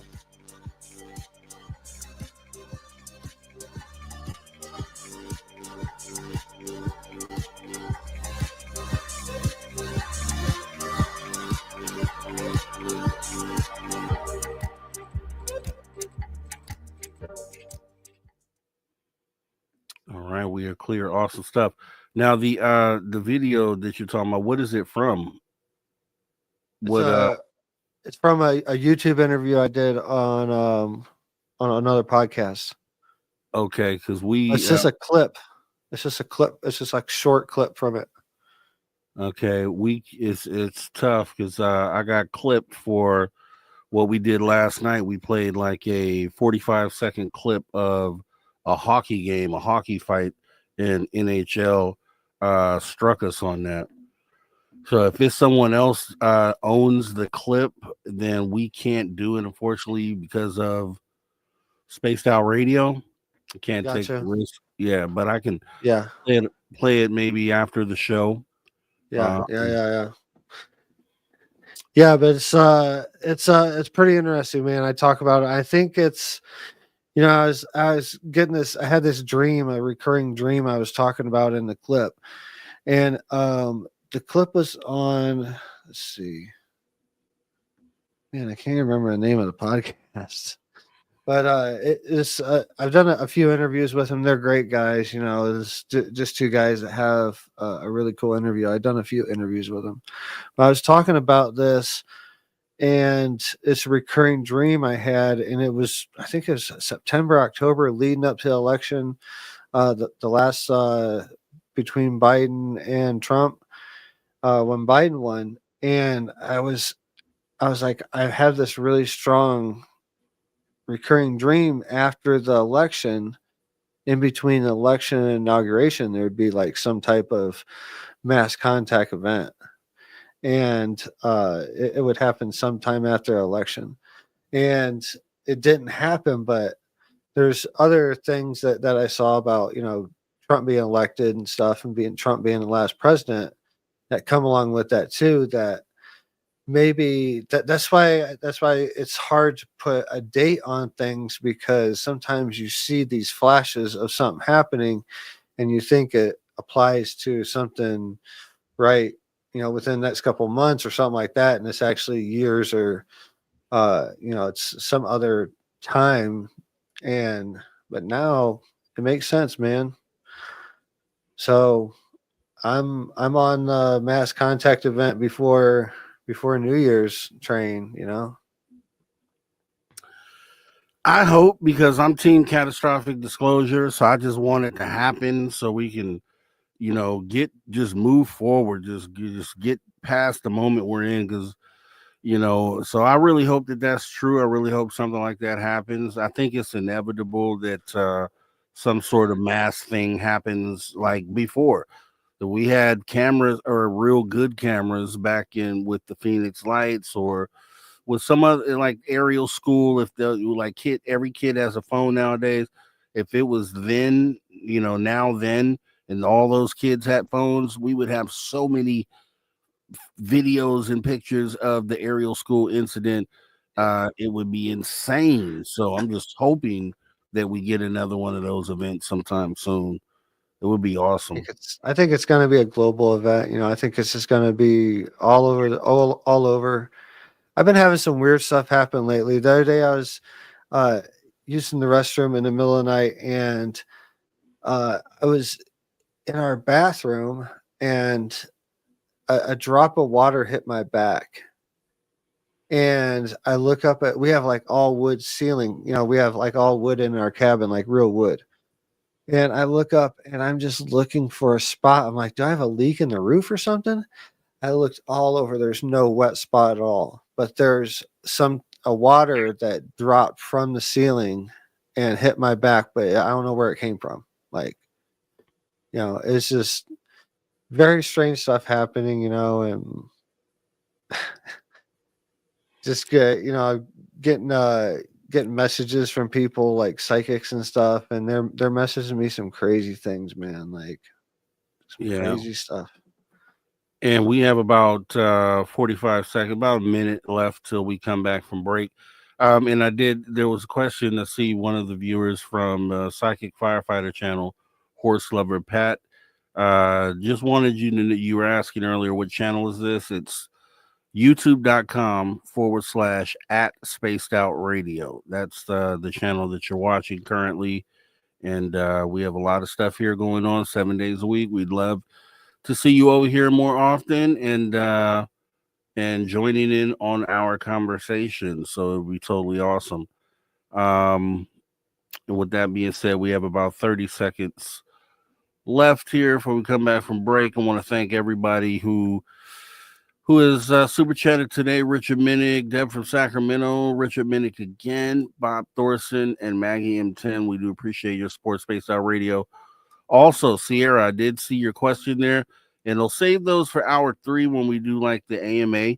So I did check it, and anyone else with questions, put them in the chat, and we'll do an AMA. Here we go, coming back right now.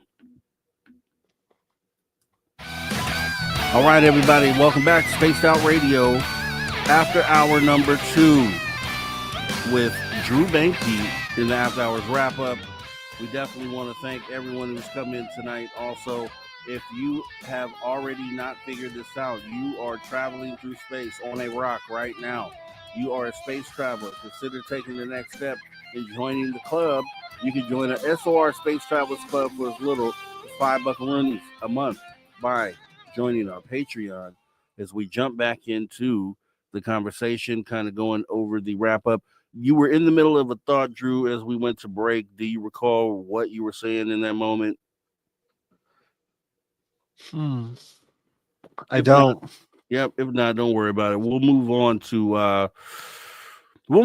to Oh yeah, just mass contact, man. I think we're in for, whether it's whether it's before January 1st or not. I think it's going to be very soon. We're in for some amazing times on so many levels, and truth's about to come. This is the moment of truth. There's a lot of truths about to come out, and the thing that the thing that keeps going through my mind is, do you believe in magic? And that's been about 3 days. It's been going through my head just all the time. When I start meditating or thinking about anything, I get the song in my head and it says, "Do you believe in magic?" And I hope you do, boy.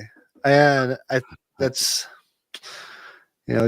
just crazy things. I think it's going to be a beautiful, wild time that we're going to see. I thought that was the song you were talking about. Yeah. And there's definitely magical times ahead. I mean, I just got to say,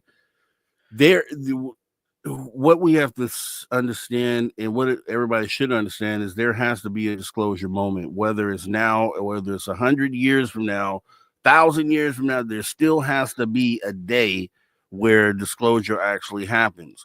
So, we're just looking at best case scenarios for when something like that, could happen maybe within our lifetime. And just like I always say, going off historical data, history is a good measurement for the future. And if you look at history, there's been we look over the 80-year period, there's been numerous times where there were events that, if they happened today, would be the event that kicks the door wide open. And we are about overdue for something like that. The same way you try to forecast earthquakes, you can't really do it, but the only thing you can say is that it's an inevitability that something like that is going to happen again soon. It's only a matter of time. So we're in one of these moments where there's been, if we want to count Phoenix Lights as the last major mass sighting, I can't think of, and I may just be overlooking something that happened more recently, but just using Phoenix Lights as a guide, that's almost 30 years ago. That's 27 years ago. It was 4 or 3 years prior to that was the aerial school from the Phoenix Lights, which I consider a mass sighting. And then it was, there was 94. So there was about 28 years prior to that was the Westall School sighting, which was another mass sighting. I mean, so just say in a range, we'll just say every 30 years at this point, because we can point to a few examples of where it was every 30 years, going to Phoenix Lights and then going back to Westall. So you figure if 30 years is the number, then we'd be due for something right about now, since it's been 28 years since the Phoenix Lights sighting. If we're going off of history, 30 years being the number, then we probably should expect something within the next few years. Yeah, And that's, and why not a paradigm shifting event? You know, oh, it will. not just a historical event, you know, that goes down as a 30-year mark. Like, I'm ready for a paradigm shift, like a global humanity, you know, all of humanity paradigm shifting event. That's what has to happen at this point. You know, it's like it's almost like all these congressional hearings, we're pulling the cork out of a bottle, and we're right there at the tip where, you know, we're getting nervous if it's going to pop too hard or not.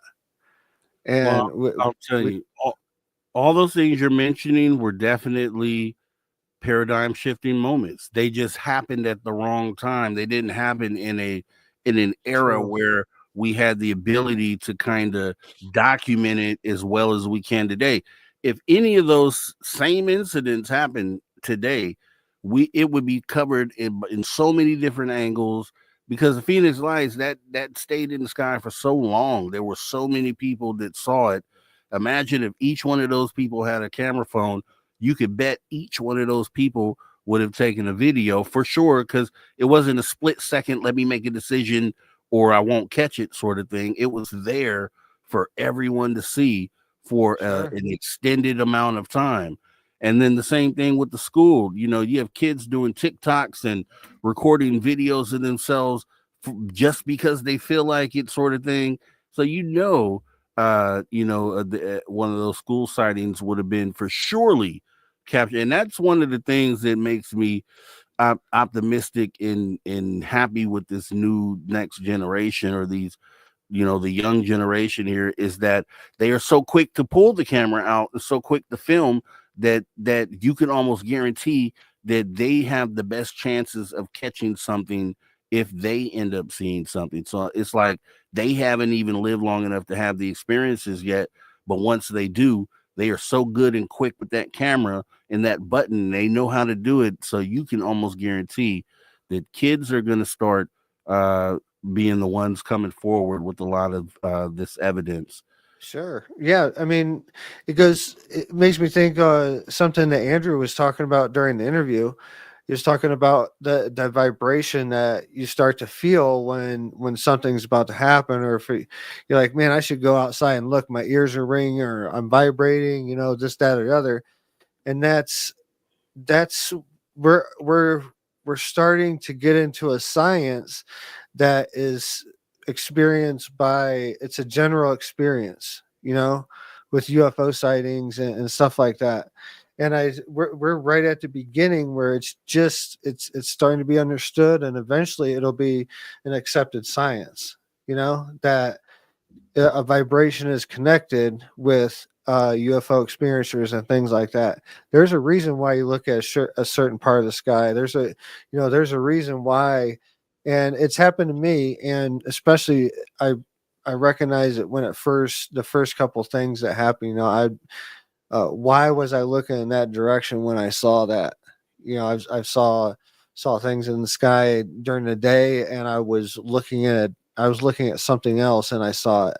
But in retrospect, I was like, man, my ears were ringing before I seen that, you know, or my stomach, my heart started beating fast or something like that. So a lot of things that Andrew said during the interview brought up a lot of things for me that basically, you know, were confirmations, you know, and I think that's what we need. And that's why all of us sharing our experiences helps, because we can start putting the puzzle pieces together. The more and more that each of us share, we can start to see, okay, this person's having the same experience, this person having the same experience. It might give some validity to my experiences. And I think that's the most important part of sharing like openly, you know, and wholeheartedly and you know, honestly. And that's how we're going to really solve this and put it together, until that moment happens where, you know, we have the contact event for the planet happens, not just one particular area, but contact event for the planet. See, I see it in a different way, because when you say contact event for the planet, those regional events are planetary essentially because of today's time, because of live streaming and things of that nature. So it doesn't matter what part of the planet the event happens in, it will be global in nature as far as the exposure. No Because doubt, no doubt. whoever takes it, But that's not what division. That's not what division that I saw. I saw, you know, all major cities having their own event. You know, it's happened. It happens so openly that it can't be denied. You know, because you know just as well as I do, if a event happens in North Korea or Russia, and a video comes out of there, how many people are gonna say it's CGI, it's this, that, and the other? You know, I'm just putting a what if out there. What the vision is, and I'm not saying that, you know, the way social media works, that it's that these videos can travel around the world in a heartbeat. That's not what I'm arguing. I'm saying that the vision that a lot of people are seeing is an event so profound that it can't be ignored by anybody, because it happens by it's seen, witnessed firsthand by the majority of the planet. okay, how does it? What type of an event would that be? Do you have an idea? Like, what is A to where mass everyone contact event. once Mass. would see it? I mean, I don't understand the I don't understand the question. So, what type of event, like mass event, that would immediately affect most of the globe at once? What type of event could happen that would be a singular event that That's would just what I said. An event that happens around all major cities, so and multiple events? yeah, it's a simultaneous multiple event, a global, a simultaneous event happening all around the world at the same time. A decloaking, you know, whatever you want to call it, a decloaking of ships, motherships that are, you know, been all around the planet all the time, and, you know, coupled with face-to-face contacts, like, you know, all at the same time.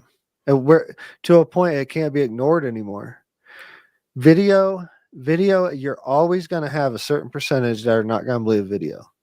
You have to have a one-on-one encounter with this craft, when you know just as well as I do, when that first time when you're like, okay, that could be a satellite, this could be this and that. But when you have that moment, that's like, okay, all the check boxes that I check when I go through looking at something, all of them are marked, and I still don't have an answer for it, and your heart starts to race.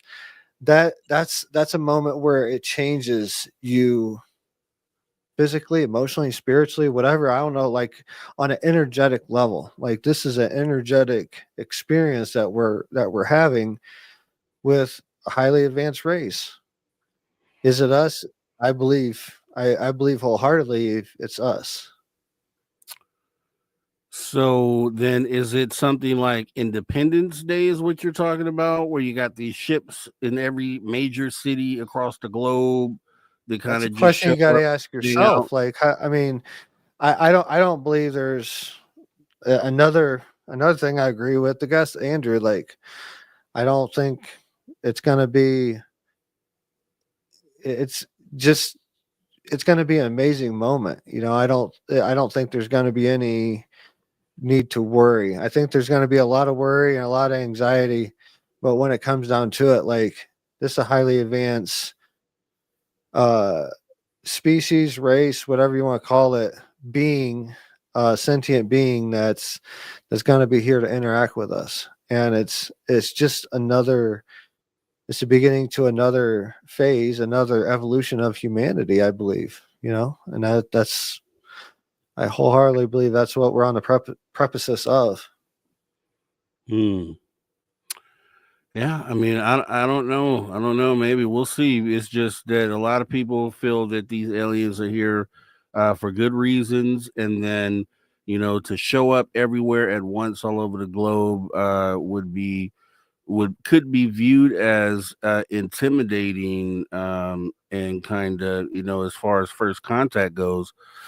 So I don't know. I mean, I guess it depends on what their intent is, what message they want to kind of convey, because showing up all over the world at once, you can bet that's going to be a situation, as one person in the chat says, scary.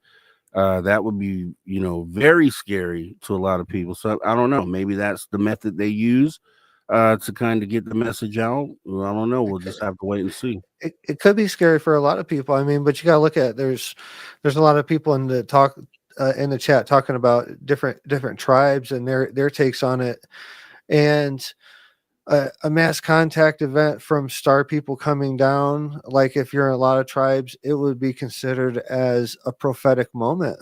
Like it's a matter of perception. And the star people have never been demonized in a lot of the teachings of these spiritual teachings of these tribes. So this moment coming forward, like a mass contact event moment or any contact event moment, it's that they're not looking at it as in a negative aspect like that. So it's a matter of perspective, man. It's there's the Western world. I think the powers to be have used Hollywood and the news to portray a certain way of how this would be, and I think it's embedded in a lot of people, especially here in United States and North America in general. I think it's embedded in us, this certain thing, Alien, the movie Aliens, and having a face almost come out and bite Sigourney Weaver on the show back in the day, Aliens. We have that.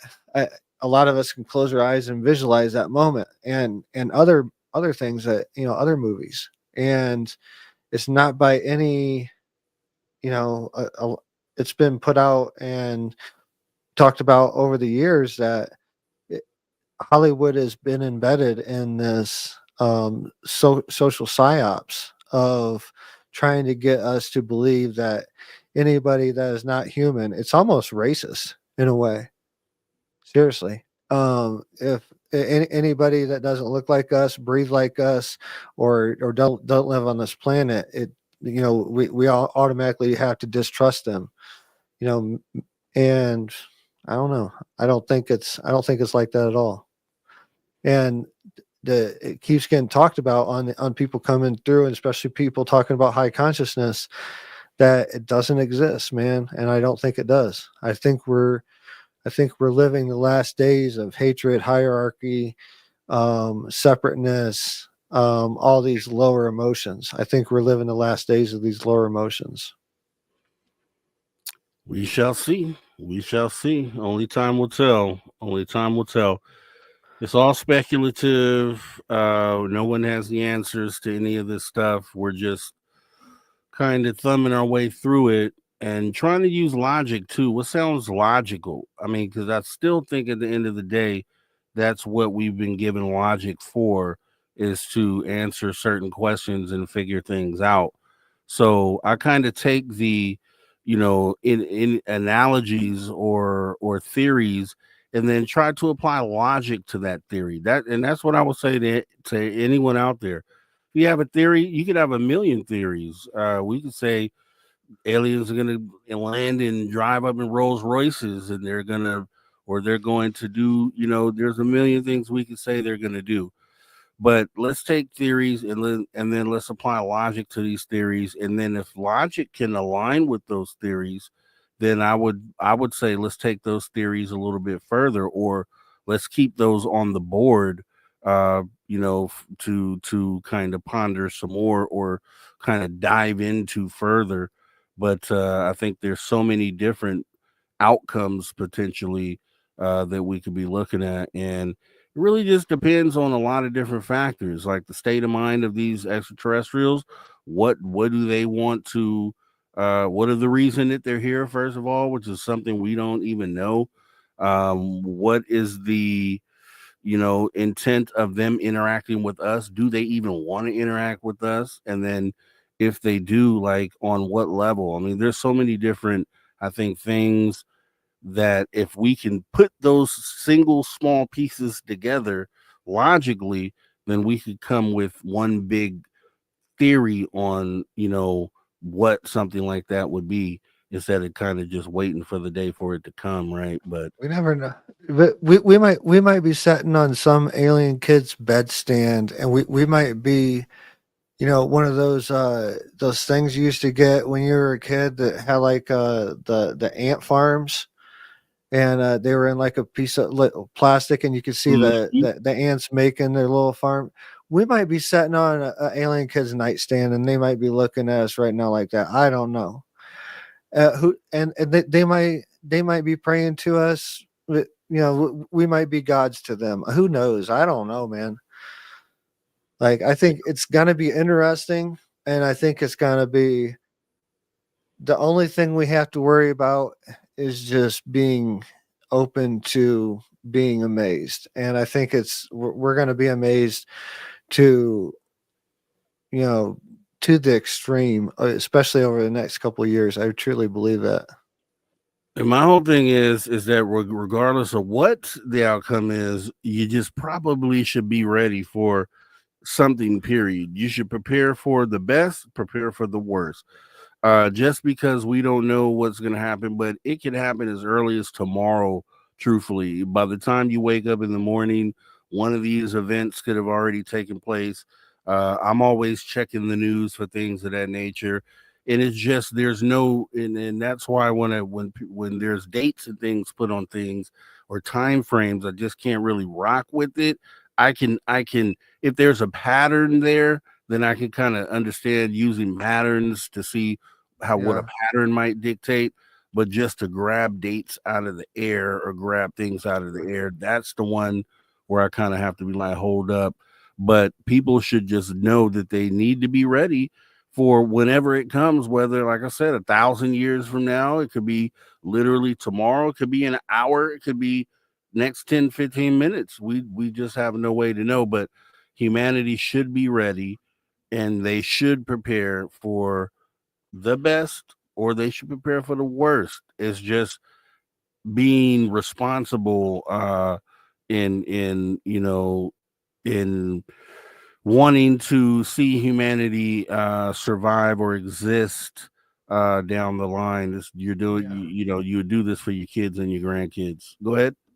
Yeah, no, I totally agree. Like, that's the reason I have solar. That's the reason Ella, is always looking into canning and how to cook sourdough. And we have chickens that give us eggs, and we're trying to, and we have, a food storage. We have 6 months of food storage that we have packed away. It's not a matter of, I wouldn't call myself a prepper, but I would definitely call myself, more prepared than most. My solar, every part of my solar I put together, every wire bolt, everything that every single part of my solar from start to finish, all of it has been put together by me. If I have to service it, I know exactly where it is. So. All right. And what I'll say with that is we have about 30 seconds to break. I used to look at preppers 10 years ago. I used to watch Doomsday Preppers. I used to love the show, but I used to look at it and be like, none of these things will ever happen. Like, why are they even doing this? And it never made sense to me until I got into understanding that, seeing that the world could literally change over nothing and overnight. But with that being said, we're going to go ahead and take our next break here as we get ready to come back. Hour number 3 coming up right here on Spaced Out Radio. Don't go anywhere. Conversations that move the You're needle. listening to After Hours with Mr. Rob G on the only place where you can own the night. Spaced Out Radio. Spaced Out Radio. You've tuned your dial to the right frequency.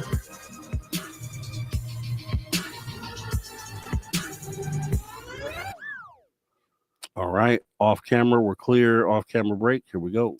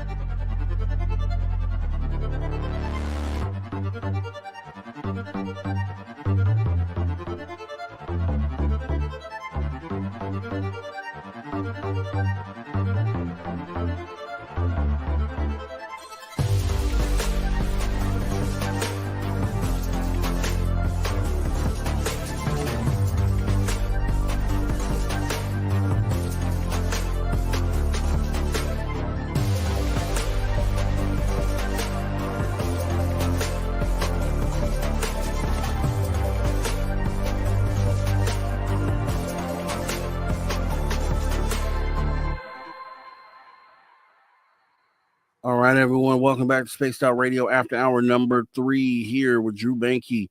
What we're going to do is we're going to run Steve Stockton one more again for the top of this hour. Then we'll come back, answer some questions, and then wrap it up with UFO Weird News of the Week.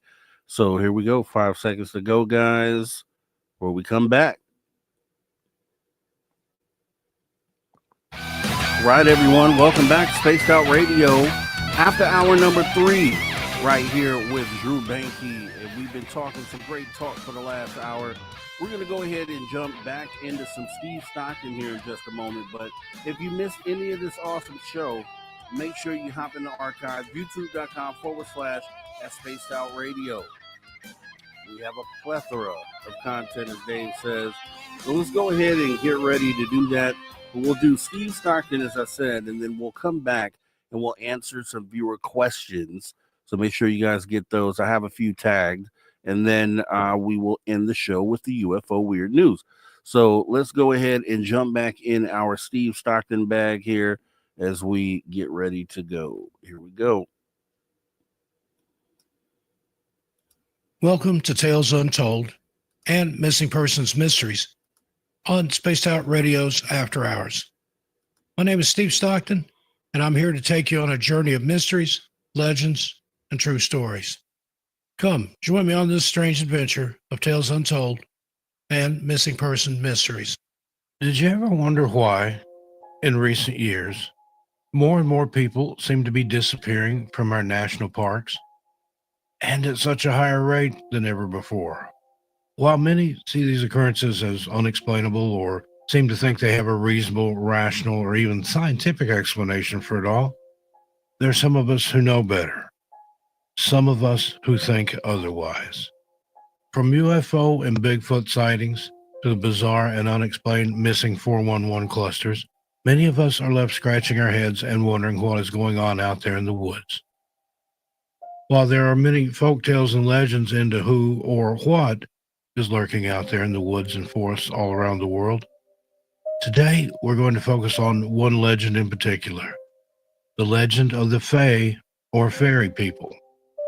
While most people seem to think of them as helpful, beautiful, and sparkly, if not a little bit mischievous when thinking of fairies, there are others who have heard the real legends, the real terrifying and strange encounters with these mystical beings in the woods, and have had our visions of them forever changed because of it. Let's take a walk through the deepest, darkest parts of the forest and explain the shockingly terrifying world of the Fae. Could they be the real reason all these hikers and hunters and professionals, children and animals too, have gone missing at such an alarming rate all over the world? It's up to you to decide. Wherever you travel in the world, there's some kind of fairy legend. They differ from place to place, and quite unusually, there seems to be no single point of origin from where they came from or where the story started. In many cultures, it's believed that these tiny beings are actually demoted angels or even demons who lurk and hide in the woods and forest, ready to snatch unsuspecting victims out of our known place and time, dragging them to who knows where. There's also a strong belief for the need to ward them off using charms of protection, usually worn somewhere on the body. If you ever run into one of these beings, be sure not to mention it by name. More commonly, they're referred to as the little people or the hidden people, so as not to summon them unknowingly. So, the people who believe this legend of the fairies or the Fae being fallen, whether angel or otherwise, believe they're neither good enough for heaven nor bad enough for hell below. They can appear and disappear at will, which makes it very easy for them to stalk and sneak up on their target. In 1962, in southern England, a farmer's wife reported getting lost in a very remote area of wilderness known to this day as the Berkshire Downs. She recalls how she didn't even realize she was losing her way and became very panicked and confused all of a sudden. She claims to have never switched course and headed the entire time in the same and correct direction towards where she originally intended to go. What she realized later on, though, was that she was actually moving further and further into more remote and desolate parts of the woods, away from any other form of civilization. Eventually, she got very tired and stopped for a few minutes. This is when she heard a sort of murmuring or mumbling coming from somewhere near her, although exactly where she couldn't be sure, as even though it was a clear and sunny day, she couldn't see anyone or anything to accompany the strange voice. Suddenly, as she sat there confused and trying to find the source of the small voice she thought she was hearing, a little person stepped out of the shadows of the woods and directly into her path.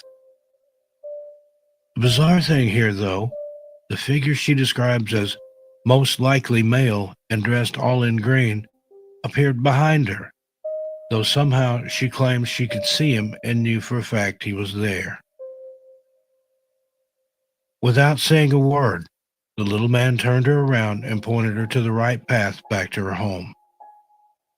The figure then disappeared without a trace right before her eyes, and it was only while talking to her husband later on and recounting her bizarre and seemingly stress-induced experience did she realize she had encountered one of the Fae. Lucky for her, this was one of the helpful ones, and not the more commonly known ones who purposefully lure unsuspecting wanderers off their track and bring them to places unknown where they will never be able to find their way back. In Celtic lore, the Fae, or little people, are said to live underground, and any travelers who either knowingly or unknowingly trespass too near these hidden places are said to go missing and are never seen or heard from again. Many people who have had an encounter have reported to being in a place they had never seen or knew existed before, seemingly in the blink of an eye, with no knowledge or recollection of how they got there. Although this seemingly new place was definitely not where they were just a second ago, it still looked enough like where they had just been to make them question their own sanity. These places are familiar, yet unfamiliar, simply giving one an instinctual feeling that they are somewhere other. When they finally, and seemingly just as suddenly, return to where they had left from, always much more time has passed than they had anticipated. With what seemed to be like mere minutes had actually been hours or even days in some cases. Now, let's go to the United States and explore the early Native American legends of Mount Shasta. There were many complaints of even the earliest native settlers on and near this particular mountain of members of their tribe, specifically their hunting parties, who would vanish without a trace, never to be seen or heard from again. This happened so often, in fact, they started to believe the whole area was cursed. They also spoke of a bright stone which traversed the mountain and seemingly swallowed people whole. They were convinced that this stone had something to do with the fairies. Do you believe this area could be cursed? What was this glowing stone? Do you believe that stone has the ability to open up, swallow someone, and close back? Or do you believe this was just a scary story to tell their children in the hopes of keeping them from wandering too far on the mountain alone? On the other side of the world, in northern Sweden, there's a man who, for the sake of this video and out of respect for his desire to remain anonymous, we'll call Joe. Throughout his childhood, Joe would go to his grandparents' house in a deeply wooded area with lots of trees and trails for a young boy to explore. When he was 10 years old, he and his family went to stay at his grandparents' house for the entire summer. Aside from the one main house, there were several smaller cabins on the property, which his grandparents owned, and his family would stay together in these series of cabins for the entirety of their summer vacation. Joe stayed with a group of his cousins in a cabin that was a little less than 100 feet away from his grandparents' main house. This was extremely desolate land, and the closest town was miles and miles away. There was also a lake on the property, and Joe and his cousin's cabin was the closest one to it as well. There's electricity, but no running water, and the family had to collect their own, as going to the nearest town to buy some wasn't a reasonable option, as it would have taken so long for them to get there and return. While the lake was directly in front of Joe's cabin, behind it were very deep, very dark, and very desolate woods. Joe's grandfather would tell many stories to the family about alleged encounters he had had while in those woods, encounters which he didn't know how to explain, as there seemed to be no known words to describe what he was seeing and or experiencing. Joe himself said whenever he was hiking or just wandering around these woods, he always got this sort of creepy and eerie feeling, which he could never shake nor never explain. On numerous occasions, Joe reported seeing little people who would appear and then vanish just as quickly and seemingly without a trace. He claims that when these little people would cross the dirt paths, anyone nearby would freeze in place until they had gone. Now, when his cousin heard Joe telling other family members these experiences he was having, he decided that on the next hike he took with Joe, he would bring it up to joke and possibly tease him about. Obviously, he wasn't a believer. The cousin laughed and pretended to freeze in place while telling Joe it seemed he had come across one of the little people's trails. The boy's grandfather, however, wasn't very happy about this joke and reprimanded the other boy not to ever joke about the little people, especially not while wandering in the woods. The subject was eventually dropped, and they all went home to their respective cabins to retire for the night. In the middle of the night, however, Joe recalls being awakened by some sort of noise outside the cabin.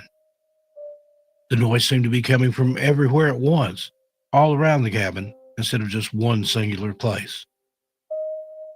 He likened the noise to bears scratching at the outside of the cabin. It also sounded simultaneously like pebbles or giant raindrops were falling down onto the roof and running down the sides of the cabin. Suddenly, the scratching sounds seemed to be coming from under Joe and his cousin's beds. They were frozen in fear, frozen in place, if you will, with terror from the sound coming from right under where they were each respectively sitting. Eventually, they summoned the courage to get up and run as fast as they could to their grandparents' cabin to tell them what was going on. The next day, the two boys and their grandfather walked the same path in the woods as the day before, where their cousin had made the insult towards the little people, and they scattered candy all around and along the trails. As they did this, they profusely apologized for offending whatever it was in those woods that day and night. Joe thinks it was definitely the little people who had come to teach him and his cousin a lesson on manners and respect.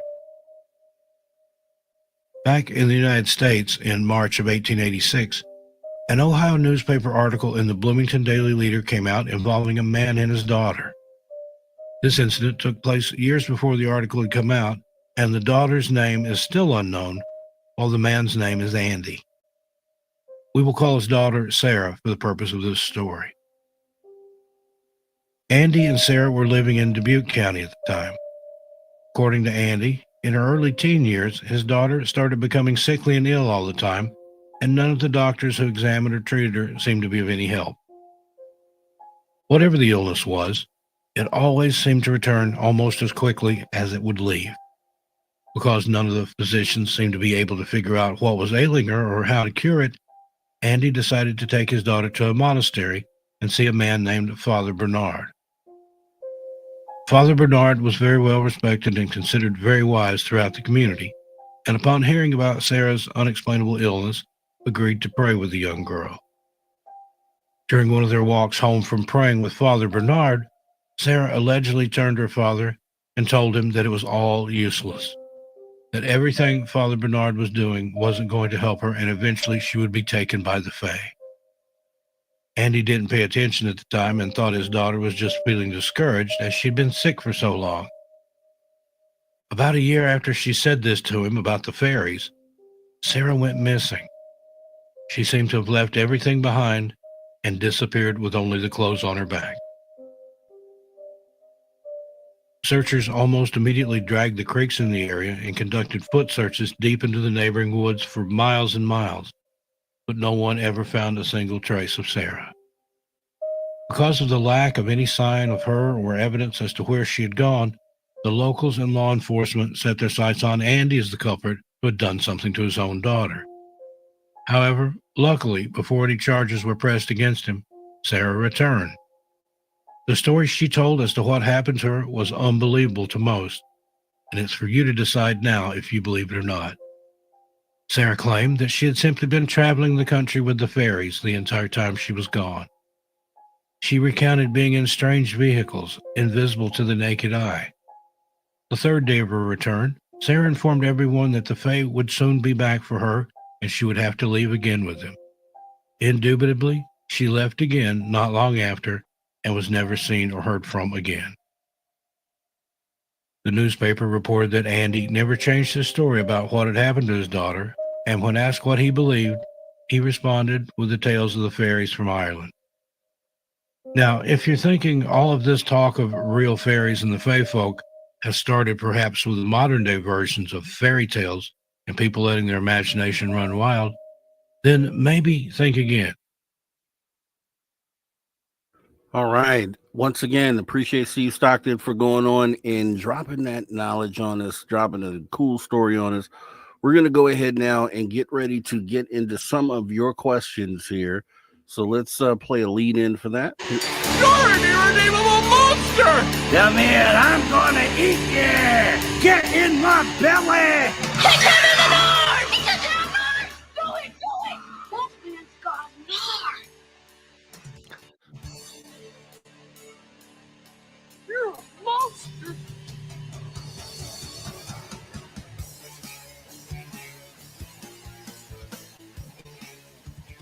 All right, we're going to go ahead and answer some questions that you guys have here tonight. So I'll bring these up one by one.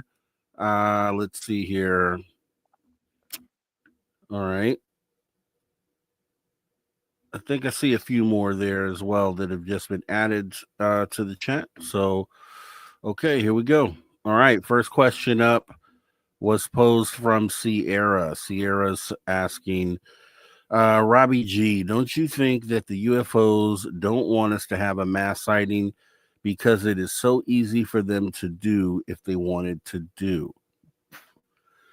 Yeah, I mean, I don't know. I mean, it's hard to say because it would be about the intent, right? What is their intent, like we were talking about earlier? You have to know that to know if the best strategy for them would be to do a mass sighting, or it goes into the intent of why they would want, what would be the purpose of them wanting to do a mass sighting? Is it effective for their purpose or the goal that they want to achieve or not, right? So we essentially were talking about that a little earlier, and I think that's kind of what it is. It's just really hard to say. They could show up one ship, they could show up 1,000 ships. We know there's a lot of ships in the atmosphere. People are seeing them all the time. So they have the ability to pull off a mass sighting if they want to. And they have the ability to pull off just a local sighting if they want to as well. It just really depends on what their intent is and their motive, and kind of going from there. Maybe we'll get the answer from that. Maybe tomorrow will be the day, like I said before, that we'll wake up and we'll have the mass sighting or the local sighting or whatever, anything in between. So that was, you can talk to that question too if you want, Drew. No, I don't know. I'm gonna be checking my, my crypto in the morning and stuff like that. But I'm also gonna be checking the news. Always checking the news, just see what's going on. Sometimes things happen and I have no idea they happen. Like I'm not like a big mainstream news person. So usually if it's hitting like the social medias and stuff like that, then I'll look like CNN and see like what the national news is. But who knows what's going to happen, man? I think we're in for exciting times. It's going to be a joyous holiday season. I really do. I really think that. That's the scary part about it too. Like you said, because even with myself, you can't stay up on the news all the time. So there's going to be times where you miss things. And then there's times, and it really trips me out. And this is the scary part for me, is that I will be focused on the news because I'm like, I want to make sure that I have the knowledge about the latest thing that happened, but then somehow, some way, something will happen while I was asleep or just when I wasn't paying attention in that small moment, and then it ends up being this, something that's worth talking about.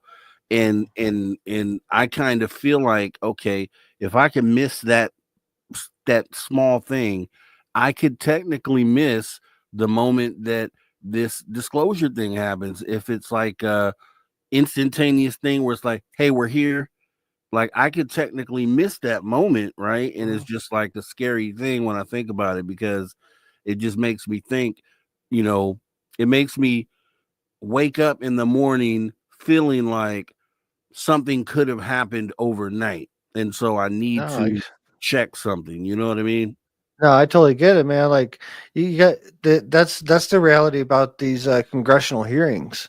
Like it's big news for us, and we talk about it all the time and stuff like that. But like the reality is, how many people didn't watch the congressional hearings or really didn't even look at it because they were trying to figure out, about the election or something going on in the government or the war going on or something like that. So they breezed over that congressional hearing when it's one of the most historic events. Like, it's one of those historic events like that in a congressional setting. They're talking openly about UFOs. They're talking about bodies.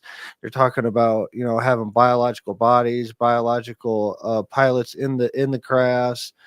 Multi-dimensional UFOs underwater. Like, how many people didn't see outside of our circle? I don't know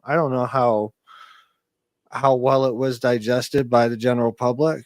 Who knows? I'm in a bubble where most of the people I talk to, it's normal conversation. So who knows?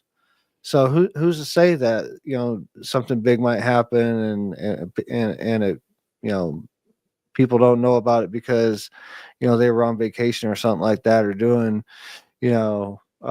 social media blackout, or doing a cleanse from their phone for a while, and something happens. Who knows? Yes, and I'll talk to this because we have about about 2 minutes before a break here. It was just a statement that Derek had made earlier during a conversation when we were having about when I was talking about the kids and them, being in the best position to capture these things. And as I was saying that, he put this comment in there, and it made me think. I'm like, yeah, no, this is the other side of the conversation there. He's saying, I'm afraid for next generation. Kids are being taught to isolate themselves, stay silent, recluse is not good. And that was as I was saying, okay, these kids have all these cameras. They're always taking videos. They're quick on the trigger for videos, so they'd be in the best position to catch them. But then to this point, they are also, they don't go outside much. And that was the thing I was thinking about. I'm like, whoa, wait a minute. Okay, it is great, but at the same time, they don't really go outside. So so that it ends up being the thing maybe that we could focus on is making sure that these kids take their butts back outside, so they are in a position to catch, because you can't see the sky from the side of the house. So I can't keep my kids inside. Like, I can't keep my kids inside. Like they are constantly going outside. Like, it don't matter what the weather is. Like, they're ready to go out. Yeah, but your kids, they have parents that are already, on this enlightenment path, and so they are technically, different, in a different position than the rest of these other kids who are programmed by society and video games and social media, and so it's a little different. Your kids have that benefit. They're a step ahead of the rest. So with that being said, we're going to go ahead and take a moment to get ready to jump into this next break. But Derek Galloway, that was a great point there, and maybe we need to focus on that. But anyways, you guys don't go anywhere. Sit right back. We're going to go ahead and answer a few more of these questions when we come back, and then also close up the show with UFO Weird News of the Week. action-packed show to end the weekend right here on Spaced Out Radio, the After Hours Radio Show, right here with Mr. Rob G and my guy right over there, Drew Banky. We'll be right back right after the break.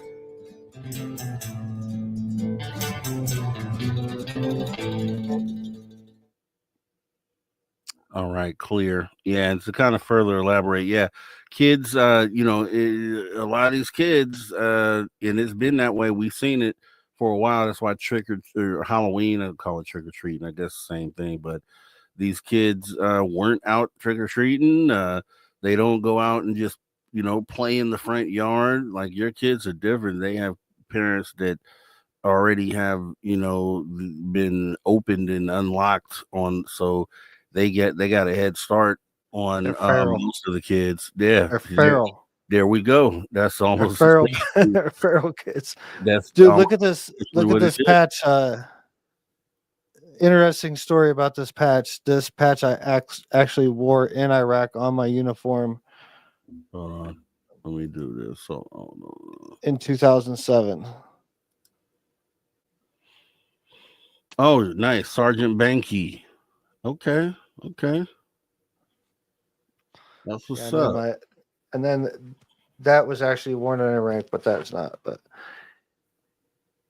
yeah. Anyways, that's just a little. Yeah, when Dave was talking about that patch last night about where the name of We Own the Night come from, and I was wearing this, I was like, oh man, it's crazy. I've never wore this, in an interview. It's just kind of chilly and it's nice and warm, so I wore it out here, and it's really crazy. Yeah, that was awesome. That was actually awesome to be able.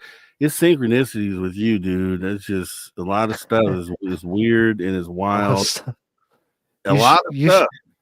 You should see some of my DMs, people messaging me and like stuff that people share, like visions they're having and stuff. Man, I think we're in for a really crazy time. Yeah, really crazy time. But anyways, man, that Mike Tyson fight was exciting, wasn't it? It was real. Oh, on the edge of your seat. Good Lord, let's not even go there. I was really sad in a moment, man. I remember when Iron Mike Tyson used to just get rid of guys in 30 seconds. But at first when I looked at it, it was like, okay, is he just past his prime? But then I thought about, okay, now I saw the other videos, like I've seen older guys get rid of younger guys in that way. So I'm just going through all these thought processes.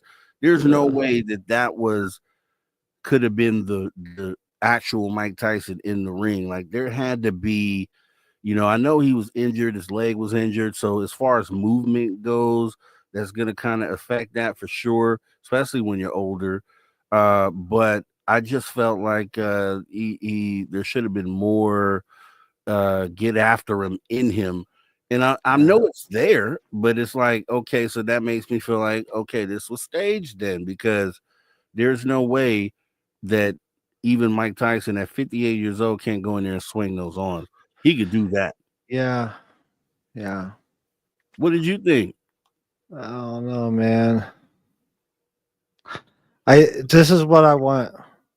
When the new administration comes in and they're talking about dropping JFK files and UFO files, I want to see the contracts of the Tyson and Jake Paul fight along with the JFK files. I want that I want that in disclosure. Like, I gotta know before I die. I have to know the truth. Like, on what, JFK? No, the contract between Tyson and Jake Paul, man. I gotta know what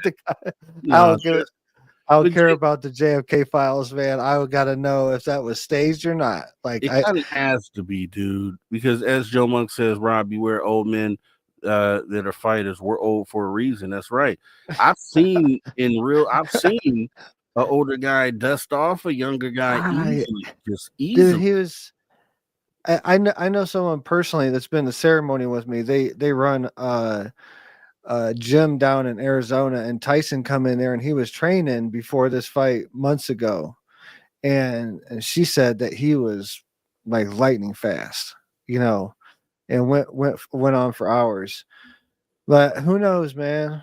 Like, a lot of people say that it was in the contract. I want to see the contract. I got to know.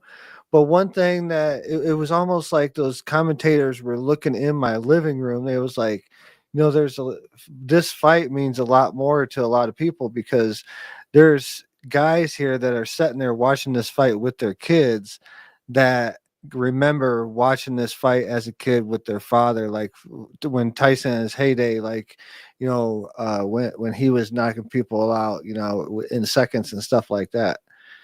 And it hit me in the heart, man, because I was sitting there with my son doing the same thing. Like, coming back from break right now. Right, everyone, welcome back to Spaced Out Radio after hour 2.5. We're in the back half of the final hour right here. We made it work. We got through the trials and tribulations right here. And we could only do that. Only we could do that right here on Spaced Out Radio, the After Hours Radio Show. So make sure if you missed any of tonight's show, it was awesome. Hop in the archive, youtube.com/Spaced Out Radio, and get up to speed. Get right on up to speed as we jump right back into viewer questions. So we addressed this one, the statement by Derek Galloway, and let's go ahead. We have one from Terrence Wills, who says, question is, how can the government say UFOs don't exist, but pay for military people that have been injured by UFOs? $1 million question, $1 million. And here's the thing. Here's how I feel, because this goes to a point that I made recently, right? Like at the end of last year, I believe it was last year. It may have been the year before, one of the two. But I essentially felt like and made the statement that the government has literally drawn the line in the sand and said, we don't care if you see what's going on or not. Like, we don't care if the obfuscation is clear to you. We don't care if it's blatantly clear that we're hiding information. Like, we don't care, because we're never going to show it, right? And so that's kind of, the way that I look at this when I see this question is like, how can the government say UFOs don't exist, but they pay for people that have been injured by UFOs? The answer is they simply don't care. They simply don't care how they look. And maybe a part of it is they don't realize how they look, but I think that they probably do realize how they look. And it's just more so that they just don't care. They don't care how you feel or what this looks like to anyone else, because they're just never going to unlock the lock. What do you think, Drew? I don't care. It's just like Jelly Roll eating boogers. There's a video out there of Jelly Roll eating boogers at a UFC fight, and he just don't care. He's got it's bigger than it's bigger. And that's crazy, isn't it? But they got all seriousness, the militaries, that they've been doing it for so long. Like, it's not new for them to lie about anything. Like, it's the same irony that they made psychedelics illegal. Well, in the background, they're using psychedelics and studying psychedelics on how to use them, how to spy on other countries through consciousness. Like that, the irony is everywhere, so yeah. It's not surprising at all. And, the question is a question that I don't have an answer for. It just is what it is. But that's way I can describe it. It's just like Jelly Roll eating boogers, man. It's just because he does it because he can. That's perfect. Okay, next question is from Deb from Sacramento, and she asks, so when we have this energetic encounter, do we shift to a higher dimension or light being state? So that was during, okay, did you mention something about that, Drew? That might be in reference to something you were talking. Yeah, I think talking about the mass contact event as being more of an energetic encounter, and it shifts each of us. And I think it's be different for each of us. If you've never seen a ship, it's gonna be the point where your pineal gland opens. If you've already had experiences or open in a certain way, it's only gonna open it more. So I think it's gonna be a case by case basis, but I think it's gonna be a huge jump, like in our process of evolution, the moment of contact. All right, that's perfect. That's perfect. Let me go into the next question here, which is Terrence Wills saying, "Why do humans always assume they are here for us?" Thank you so much. Yeah, I'm with you on that, Terrence Wills. I don't live in the boat where I feel like they're here for us. I don't necessarily make that just a foregone conclusion. I just don't.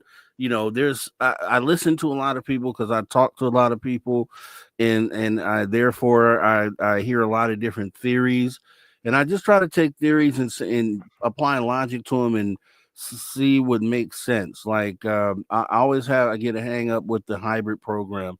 Okay, I can understand, it sounds okay that they would take humans, but I just don't, the part that I still don't align with or get fully is why they would essentially want to, make human / gray children. And there's different reasons that people say they do that, but it's just like, okay, what makes sense? Like, is it more likely that they're doing something else when they're examining human beings, or is it likely that they're examining human beings so they can create all these different babies? They would only need a handful of individuals to kind of get enough DNA to run some sort of hybrid program, because if the mother and father, they're different father, you have an alien mother or father and a human mother or father, however way you want to look at that, you would assume that they shouldn't need every single person on the planet or as many people as claim to be abducted for it to simply be a hybridization program. So, I don't know if they're here for us. I think more so maybe for the planet. I don't know. It's just hard to say. Do you have any answer for that? Yeah, I think they see the planet as a whole, as the whole ecosystem.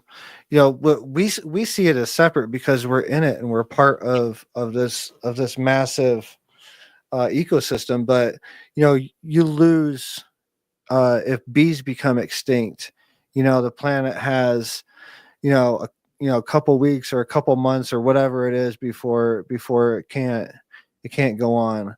If all the ants are taken out of the equation on Earth, there's a certain time that they predict that the planet could still live. So it's a symbiotic relationship, this planet. Like, so I believe, like, if you're looking at it from an outside perspective, I think the amazement here and why we're kind of a focus of the universe at this point is because a part of this symbiotic relationship with the planet is becoming consciousness to a point where it can expand outside the planet. Like, essentially, like, consciousness is pretty much like getting your NASA qualification to go out into space. It is your ticket off planet.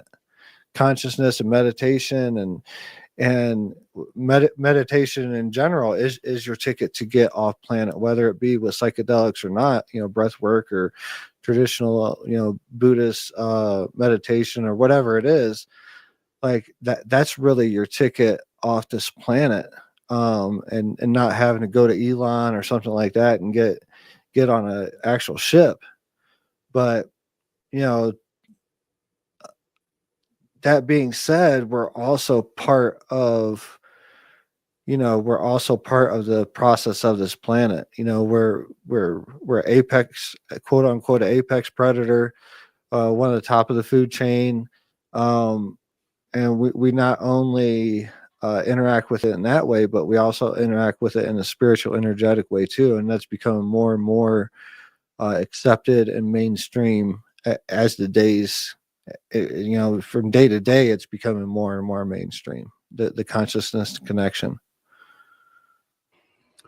Alrighty, and let's go to Latchkey Hustle. Question, Mr. Rob G, is Drew aware of any instances of people attempting to remote view beneath the Antarctic ice sheet? Not that I know of. I would direct your attention to Brad Olson. He's got a lot of cool information on the poles. He's done some exploring and stuff like that. But yeah, I don't know. I'm sure they have. They've there's been remote viewers that's been all over. So I don't have any specific knowledge about this though. All right, and Deb from SAC added something here, stated, what if I don't have a pineal gland or it's blocked or been removed by aliens, government, so we can't evolve?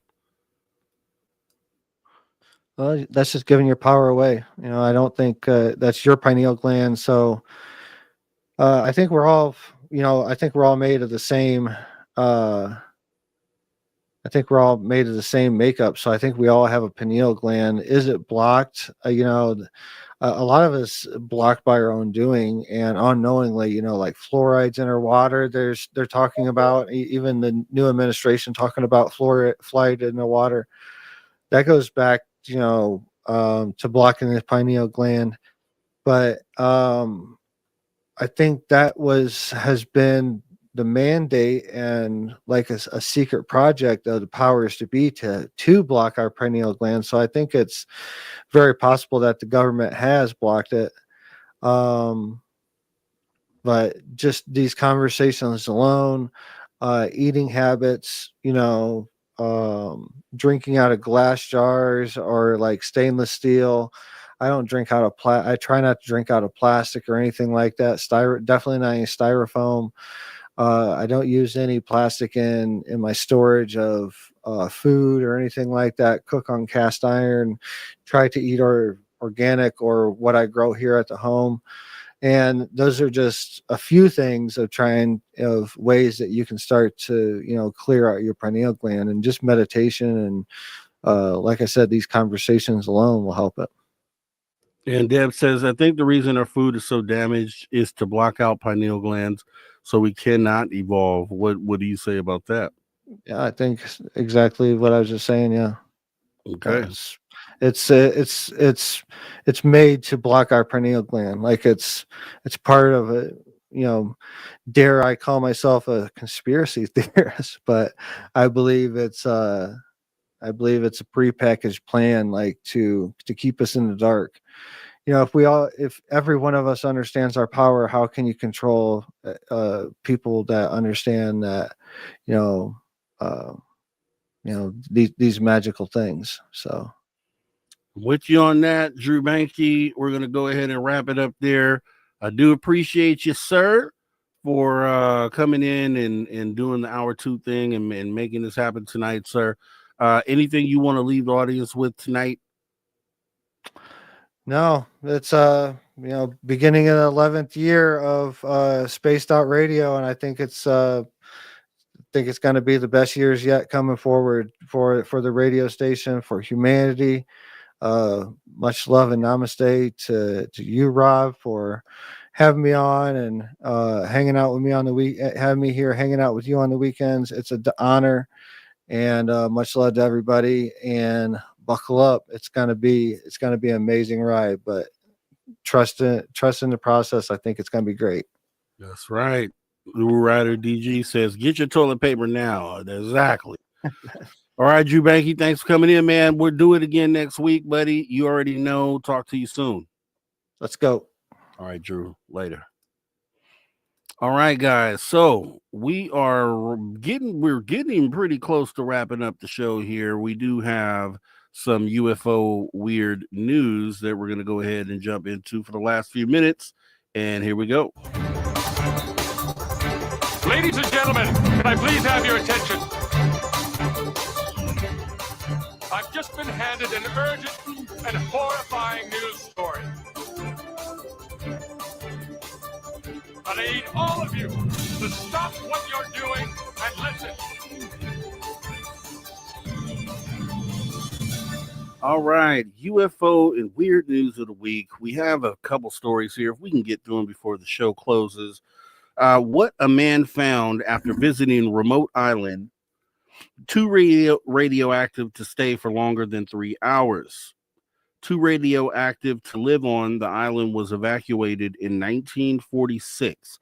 An American who, quote, gave up the rat race has revealed what he found when visiting a remote Caribbean island that is too radioactive to stay on for longer than 3 hours. Going by the username @vagabondartist over on TikTok, the social media user revealed that he gave up his life back in the United States of America in early 2022, moving to the tiny island of Utila off of the coast of Honduras to live the simple life with his partner. And now, after 4 years of planning and work, he has managed to secure a trip to one of the most radioactive places on the planet. It's no joke either. The island is reportedly too dangerous to live on, and it's harmful to your health to stay there for more than 3 hours at any one time.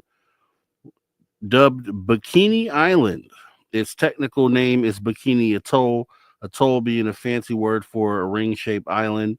The island was chosen by the United States government as its base of operations for nuclear weapons testing after the Second World War, asking the 167 people living on the island to relocate due to testing. They said it was for the good of humankind. In total, the U.S. government conducted 23 nuclear tests at Bikini Island, starting with Operation Crossroads in 1946 and the final test coming in 1958, a time in history where the dangerous reality of nuclear weapons was becoming more well known. Bikini Atoll became home to the largest nuclear test ever conducted by the U.S. government when, in 1954, it dropped the Castle Bravo thermonuclear weapon, yielding 15 megatons of TNT, more than twice as powerful as it was expected to be. Quote, "We have to live on this boat because the island is too radioactive for anybody to live there," Vagabond Artist said in his video posted to TikTok in October. Quote, "We are only allowed to go back for about 3 hours." In the late 1960s, the U.S. government attempted to move native islanders back to Bikini Atoll following the end of testing at the site. But 3 years after around 100 people moved back on the island, it was determined that some water wells remained too radioactive for use, with food still inedible. Reports over the years linked miscarriages, genetic abnormalities, and stillbirths to living on the island. As a result, the Bikini community sued the U.S. government, resulted in compensation of $75 million. A further $90 million was allocated for radioactive cleanup. Due to tests on the island, Bikini Atoll was contaminated to the point where any food grown on the island is inedible. By eating this after moving back onto the island, those native to Bikini Atoll were left with higher radiation levels than a normal person. Quote, "Coconuts are one of the main reasons why the Bikinians weren't able to stay on Bikini Atoll at all," Vagabond Artist said. Radiation was about 3 meters underground, would get pulled up into the trees and into the coconuts and end up in what they were eating. And it wasn't just coconuts. It was everything they were eating here. What remains on the island are the buildings constructed by the U.S. government for testing, as well as housing those doing the tests. In his visit to Bikini Atoll, a Vagabond artist walks through old kitchens that, after evacuation, were used by a small team of caretakers who took after the island on a rotating basis to limit radiation exposure. But even now, they stand empty, and homes are fully furnished with pots and pans still lining kitchen walls. Quote, when the order came to leave, they just left everything, he said. Some of these homes are just like they were the day the order came. Also on the island is a huge nuclear shelter used by scientists during the 15 megaton Castle Bravo nuclear weapon test. Bikini Atoll remains a World Heritage Site and a reminder of the Cold War and post-nuclear age. Yeah, so we won't have time for the final story, but we can talk about this one. Let's unpack. So the Bikini Atoll, if you do definitely you remember these video scenes that they showed, the old black and white footage where they're on this island or they're out on a ship. It's the one where they blew over the ships. And I know everyone has seen that, but it just goes to show you like the devastation that humanity has caused, not only just humanity, but in this case, the United States government, where they're just doing things and not understanding the risks. Because how do you go and perform all these tests on the island and immediately try to relocate the inhabitants back onto the island, where and that goes to also the nuclear tests that were done right here in the United States, that were done right here in the Nevada desert, which is about 300 miles east of where I'm at currently. And I've driven there. I've driven right through there. And they did above ground tests there, exposing soldiers to radiation levels that were probably extreme and outrageous. And this was less than 100 years ago. So you have to look at it and think, do we as the United States, being the most powerful country in the world, always have everyone's best interests at heart? Do we know that these things affect people, but still allow people to be exposed to things like this? I don't know, but I'll tell you this. Hopefully disclosure changes all that. So with that being said, I want to go ahead and thank our guest for tonight, Andrew Razowick, who we will be having back soon, hour one. I want to thank Drew Banke for hanging in here and making it a great show tonight, hours 2 and 3, along with Steve Stockton. Missing Person Mysteries, Tales Untold.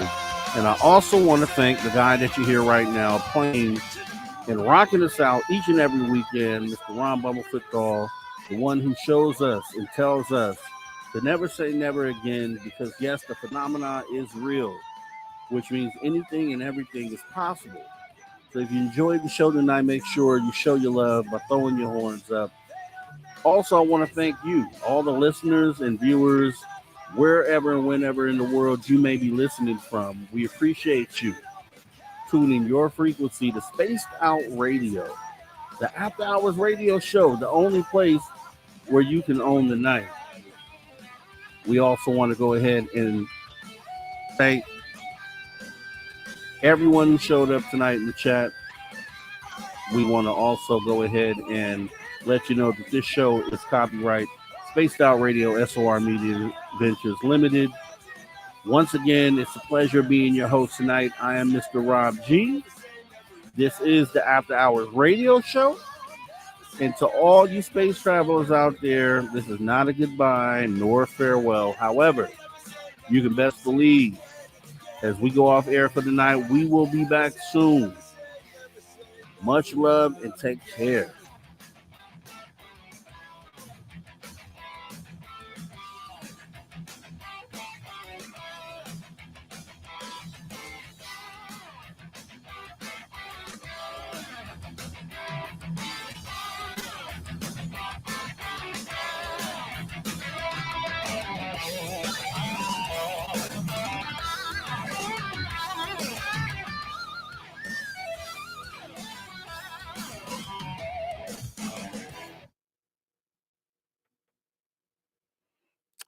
right. Awesome show, everyone. Awesome show. Definitely want to thank everyone who came in tonight supporting the show. Want to thank Richard Minnick for your awesome support, Spaced Out Radio. Deb from Sacramento.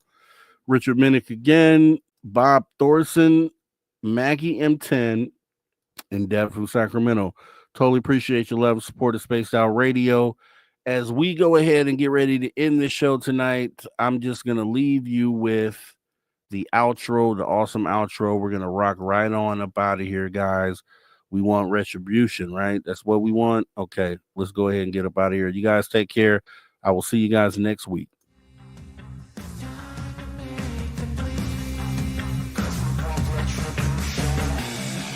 Cause we want retribution. Oh yeah, we want retribution.